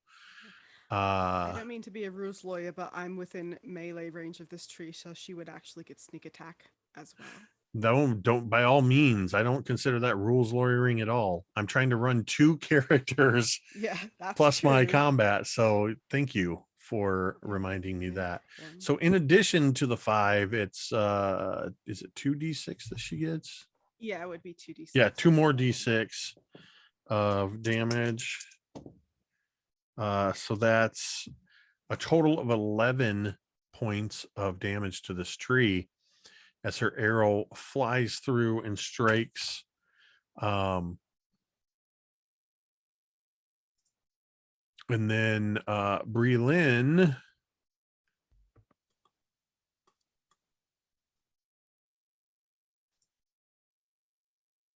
I'm gonna do this.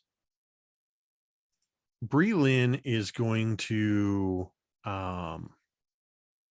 sort of pivot around the edge of this circle to where none of you are directly in the path, and is going to suddenly stomp her foot and roar,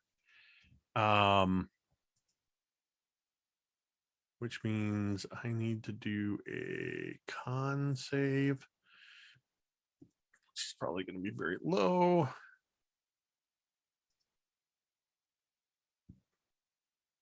Oh, you watch as Breelyn does this and casts Thunder Wave and causes all of these tangling roots to sort of ripple, and you see the force of that wave extend towards you. But then you see the vines. I got a 21 on the saving throw versus that. Breelyn was attempting to wipe out a bunch of the entangling roots. That is going to bring us to the blighted tree. It is going to attempt, as a large root near your feet reaches or up and around, it is going to attempt to grab hold of you, Irkira. Okay. And it's hexed, so it has disadvantage because it's a strength-based It's a attack. check. Attacks are fine. It would be if Okay. it's opposed grapples Okay. or That could very well come into play if this is successful. So straight up, that is a 23 to grab hold of you. Yeah. As this does grab hold of you, let me make sure I'm reading this right. As a bonus action, because it has now grappled you, Kira, you see and hear just above where this sword is embedded in the tree. You see the tree. You hear that what sounds like a tree falling over as it's been cut. That sound of splitting wood, and you watch as the bark and the tree separates and forms into this mouth in front of you, and the root pushes you toward it, and it is going to attempt to bite you. Why are all your monsters trying to eat me? because you're a snack. That's a 27 to bite Speaking you. of a whole meal, that absolutely hits. That's 17 points of piercing damage. Okay. No, I'm doing the wrong thing. As Okay. it pulls you forward, and I imagine it's not quite your sword arm, it's your other arm, but it tries to basically bites down across your shoulder and chest, and it's less that it's piercing into you, which it is. It's sort of getting between the armor pieces, but it's also pressing your armor in, and you can feel that bruising and the sharp edges of your armor as it does that. 17 points of piercing damage. Okay. But that is its turn. Which then brings us to you, Kira. Yeah, I have no choice but to heal myself at this point. With my lay on hands, I'm going to use my full lay on hands to heal myself, because I'm at 10 hit points. So I'm going to heal myself with 20. That's my action. So let me see if I have any bonus actions I can do.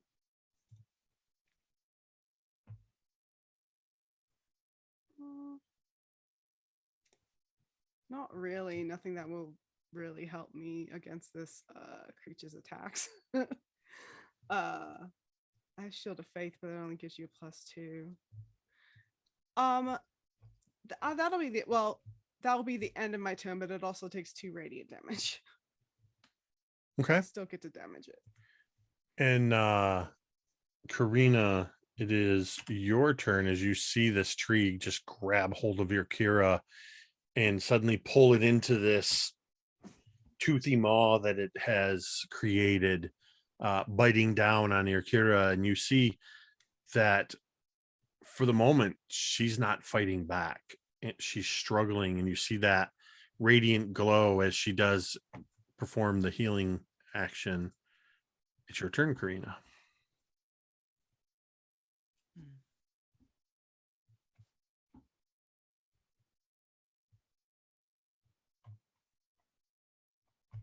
All right.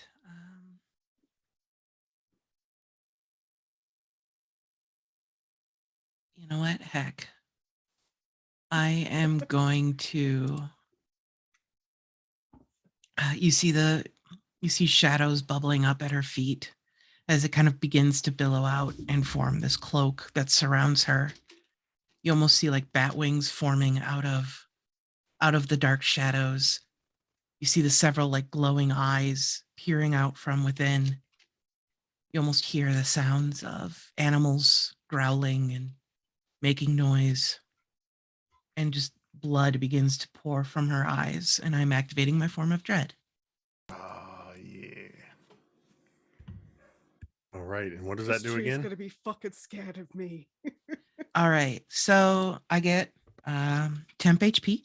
Okay. So that is 1d10 plus my warlock level. So that is 10 temp HP. And if I do damage to it,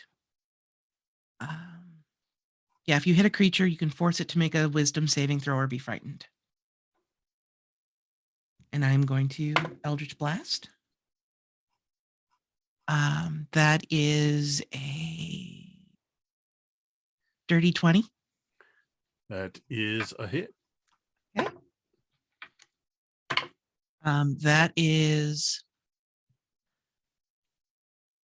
13 points of force damage and 3 points of necrotic.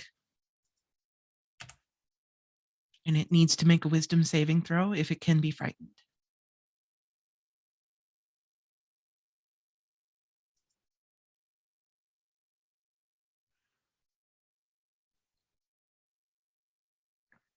Okay. So as you strike it, you create this form of dread and you form this Eldritch Blast. And again, it seems to do like a slow motion bullet time, just shoots through the form of this tree.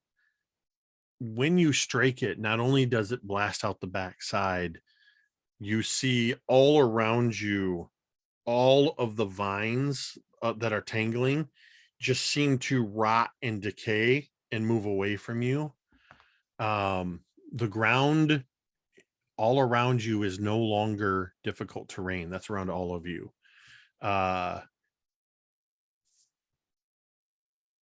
And the tree itself seems to almost recoil as if in a wind blowing back away from you, Karina.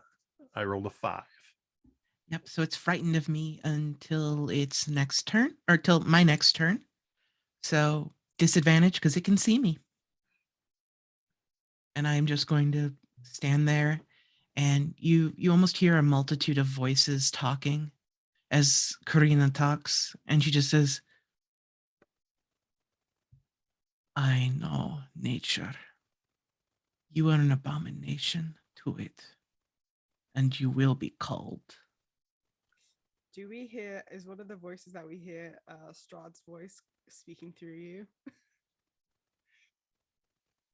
Yes. Yeah. Somewhere on a page in your book, the words "That's my girl" just appeared. In fact, now as this is happening, and there's this almost, it looks completely like, I just imagine, Karina, your hair and this shadowy cloak are billowing in a wind that's not there, and the tree is reacting in this same way, and that you see all over it the bark and the wood and dried leaves and everything else just blowing away, like if you've ever seen Constantine when he goes into hell, it seems like everything decay is constantly blowing away. That's what this tree looks like in this moment. I did forget one thing, Irkira. At the start of your turn, you take damage from the bludgeon as it's squeezing on you. So you Okay. do take 11 points of bludgeoning damage from the tree root. Ooh, glad I healed myself. Yeah, because you have only those 10 hit points. But Patricio, the only target is this tree, and it is in very bad shape. What would you like to do? I totally do Naruto run to this tree. So and like jumping around like the all the branches and stuff. So and the roots and just jumping around and get into the tree and just doing this whole badass move with a punch and doing the fire type, fire attack. And that's 17 to hit That's a hit. to the tree, and it's gonna take damn it 4 fire damage. Okay. And I'm going to use Flurry of Blows again. And that's 24. Hit. And natural 20. Oh, wait, no, actually, no. I thought it was a 20, it was a 2. Never mind. So that's going to be 3 plus 3, 6 fire damage. Believe it or not, 6 is exactly how many hit points it had left. Yeah. Patricio de la Rosa, Mm-hmm. how do you want to do this? All right, so I'll just go directly at it, and I just see my friends being badasses, and be like, "Oh, damn, I should be more of a badass," and I'll just do extra fire damage to it. I don't know where it comes from, but I'll just punch it real hard in the tree mouth, I guess. You just throw your fist forward in that super slow motion as Irkira is sort of just having been released from the mouth where she was bitten, and you break all of its jagged teeth and put your fist straight through it. And as you do so, where you hit it, it just continues that sort of, you see in the recesses of where all of this bark is, when you hit it, it seems to extend outward, glowing as if you've ever seen images of a tree that's been struck by lightning and catches fire on the inside, and it works its way up the entire tree. And with the effect of Karina's form of dread, the whole tree just turns to ash and blows out across the courtyard. Irkira, you drop to one knee as the tree releases you, and directly in front of you, lying on the ground, is the Vorpal Blade of Requiem with what you can now see is a gauntleted hand gripping the handle. Oh, I see.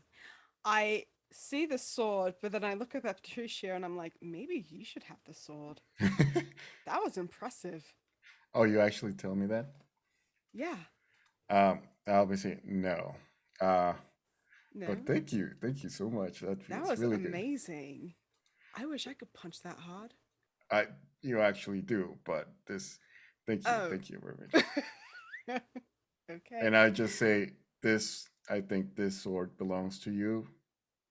Go ahead. Okay, and I will remove my own gauntlet and do the stupid adventurer thing and stick my hand into this other gauntlet. Well, to be clear, Oh, it's not just a gauntlet. There is a hand there's a in the hand in gauntlet. there. Oh, I gotcha.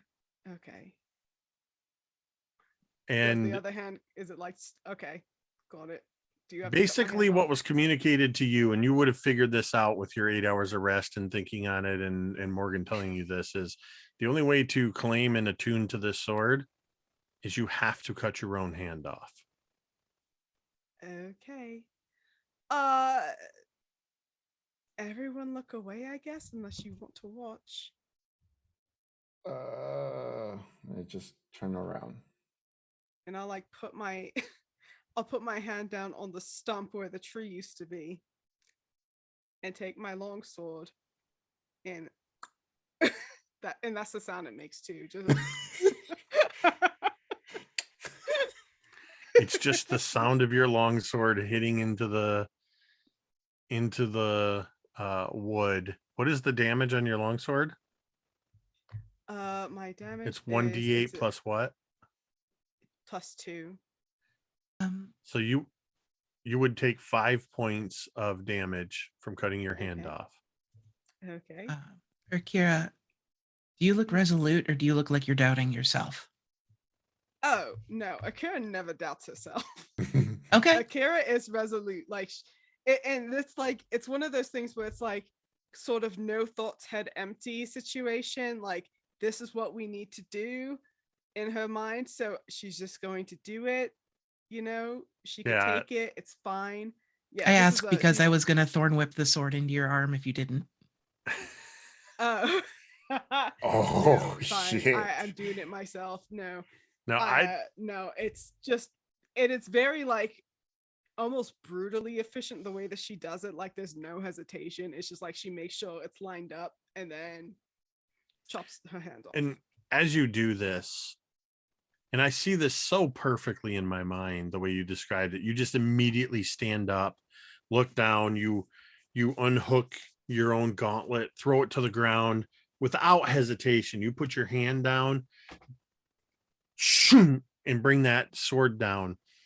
And as you do, and you stand up with your own sword partially embedded in the stump of this tree, your now severed hand lying there, and the stump at the where your wrist is freely bleeding, but the blood falls from your wrist and immediately is drawn. It doesn't even fall straight down. It sort of flows over to where this hand is gripping this sword blade and begins to, you feel almost a magnetic pull pulling your arm toward it and pushing your hand towards it. You all watch as sinew and bone and flesh knits together and your hand connects, and the pain is only momentary as you suddenly feel this new hand flexing on this sword,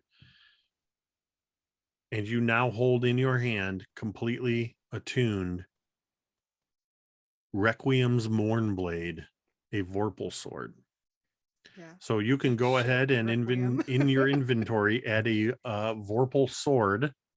Oh my I think it God. has you choose weapon type, so go ahead and choose a Vorpal longsword. And that sword mechanically does +3 on attacks and damage. Okay. If you critically strike against a creature that is not, by the DM's rules, not too big or not a legendary creature, a crit will automatically behead that creature. Or if it's too big or can't be beheaded, it will do, I believe, 8d6 68, I or think. dyslexia, 68, one of those two numbers of slashing damage extra. That's a lot still. So, and you have a new hand. And a new hand. Does it What still do you look do? like Your Kira, what does it look like as you this finishes knitting and you feel this hand as your own? And I'm gonna say even that as you do this, there's a bit of that radiant glow, and the armor on the gauntlet sort of and now looks like your own gauntlet that you discarded. But what do you do from that point forward? I think what I'll first do is like kind of sort of weigh the sword in my hand since it's in my hand and sort of get a feel for this new hand. And then what I would like to do, if it's possible, is I do want to take the gauntlet off and look at the hand. Or can I take it off at all? You're trying to take the gauntlet off? I just want to look at the new hand. Oh no, you just wanna can't see, remove the like- gauntlet. Okay, that's all. But can I remove the sword from the gauntlet? Yes, you can let go I'm of the comfortable sword. asleep. You can sheath the Okay. sword. The Okay. hand you have full control Oh. over, but you cannot remove the gauntlet. This is going to make taking baths and other things interesting. But I mean, I feel fine. Okay, that's the good thing. I gotta hand it to you. That was really good. Thank you. You see what I did? That I said hand, and you got a hand. Yeah, I got it. I got it. And then I just turned to to Corina, and she's giving me that look. Well, still, form of dread is still active. So Yeah. Oh, okay. It's like Karina with a form of dread, me with this gauntlet that I can't take off, and my hand on a stump. And as you stand there, all of you Saja sort of holding the bow with an arrow still knocked. Breland probably doing what April's doing, standing there like, oh my gosh, oh my gosh. Patricio, there's probably still just a little bit of heat waves emanating off of your hands. Karina, you're still in this form of dread with this invisible wind whipping. Irkira, you stand there holding this new Vorpal blade, and the mists off to the east part, revealing a path leading forward. And as the camera shifts around watching you all, there's a little skittering sound as Irkira's severed hand goes and skitters off into the Oh. shadows. I'd like to thorn whip it. Ooh. I knew you were gonna do that. I Yes, knew you- please. Make a perception Where- check to see if you notice the hand skittering away. Where do you think you're going exactly? That would be a 16. Go ahead and make an attack roll against the severed 21. hand. So this little hand just goes, and there's a, and the hand just is ripped into pieces by this thorn whip.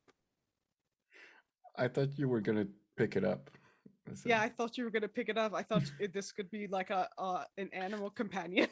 That Yeah, might have I been the intention, but hitting it with the thorn whip, absolutely. This thing has like Oh. a couple, Oh. just a couple hit points. Well, Uh, I guess I'm not getting that back. You don't want to know where it was going to go. I kind of do. Seemed like it. was It could have very been used resolute. against you. What? Somebody was going to give me the middle finger with my own hand. No, more like use it to perform magic against you. Oh, That's just I- bad. that's never occurred to me that people could do that. I left my blood in a lot of places. Did you actually feel when it went poof? Or Oh, good question. DM, you did I did feel not. that? You did not. No, I did. I felt nothing. Well, I felt a pang of, I don't know, regret, of guilt, a little bit of mourning. It was my hand after all. We've been This- through some great times together. I just imagine this conversation happening as the five of you are walking down the path that has been opened before you. The camera sort of rising to one of those high angle shots as you walk off into where the path leads you, and where these now severed fingers of this destroyed thorn whipped hand lay, a spectral hand rises up and takes a few steps forward and just fades into the mist. And that's Damn where it. we're going to end tonight's session. Oh shit. I hope we don't get into another fight next episode, because I will die. I have Oh, 13 shit. hit points, my guys. Short I do. rest. Charest. Damn, that Well, was there you have it. That was session Choices were 4. made. Which I still don't know the title of yet. I'll let Gary know the title. So you probably already know the title. But yeah, this I hope you all enjoyed that session like the other ones. That was session 4. So we are moving in quickly towards the end of this arc. I just want to say first and foremost, a huge thank you to Gary, who organized this whole thing, coordinated all of us as players and DMs, and has been producing from behind the scenes. Huge thank you to you, Gary.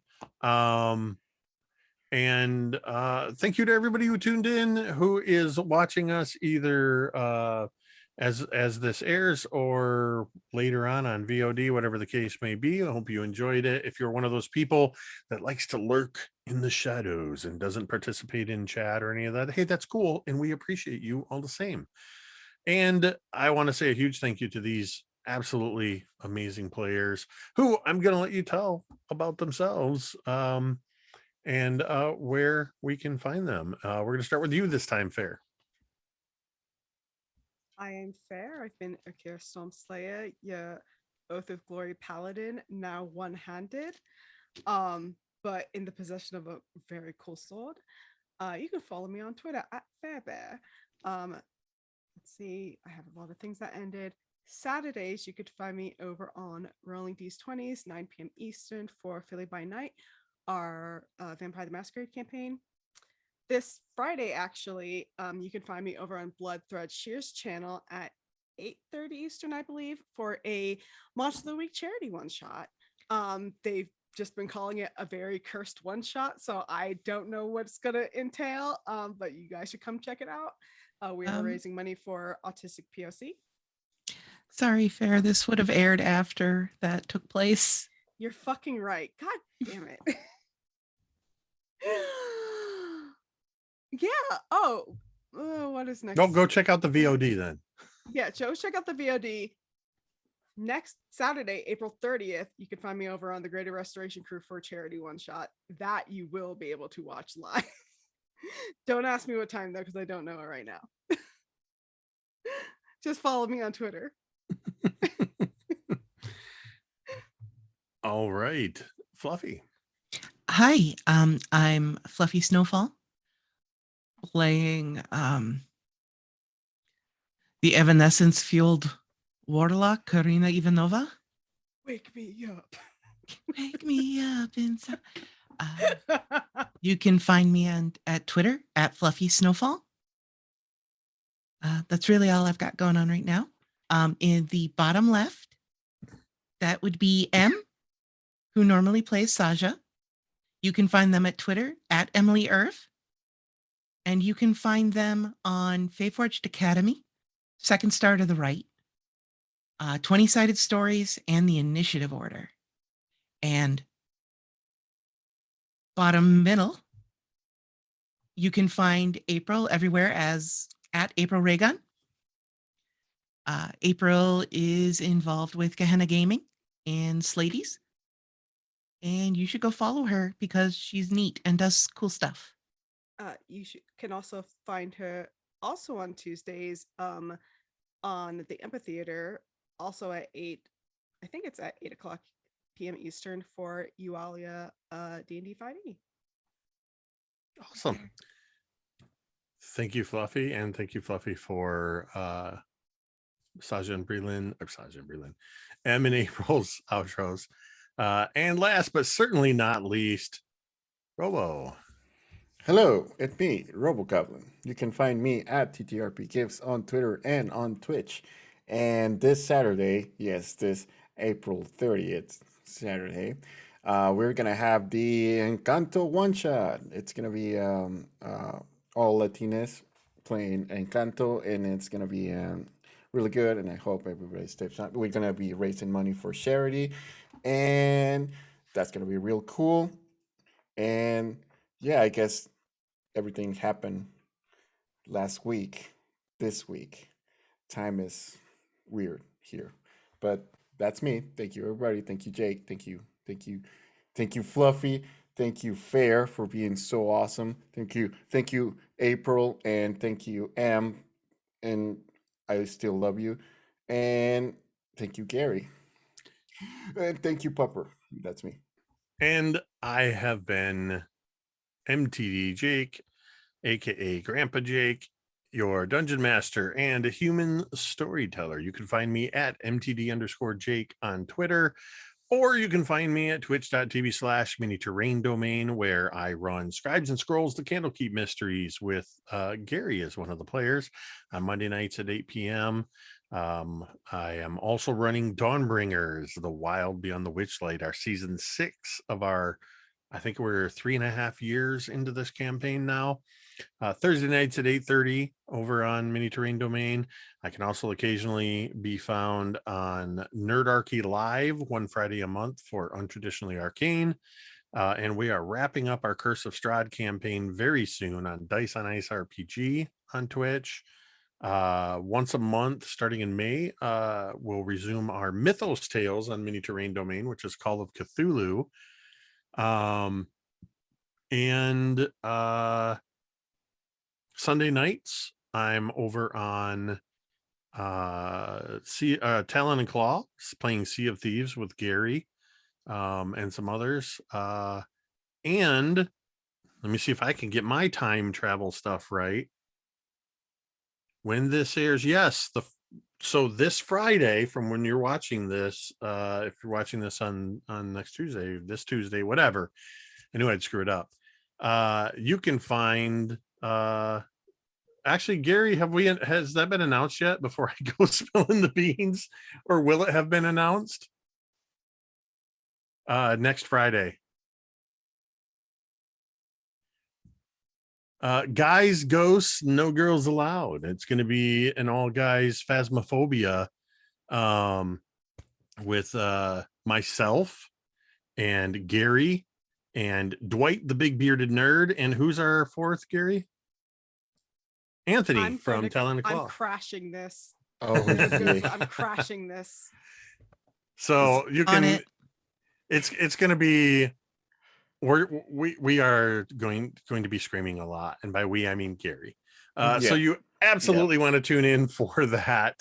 Once again, I just want to say a huge thank you to Gary and all of these amazing players, Fair and Fluffy and Robo, and even though they weren't here, Em and April, without whom this would have been me talking to myself for a couple of hours. With that, we are going to go ahead and end the stream, and we'll see you next week on Dreadful Tales. Thank you, Thank you so Jay. much for letting me Bye. cut my own hand off.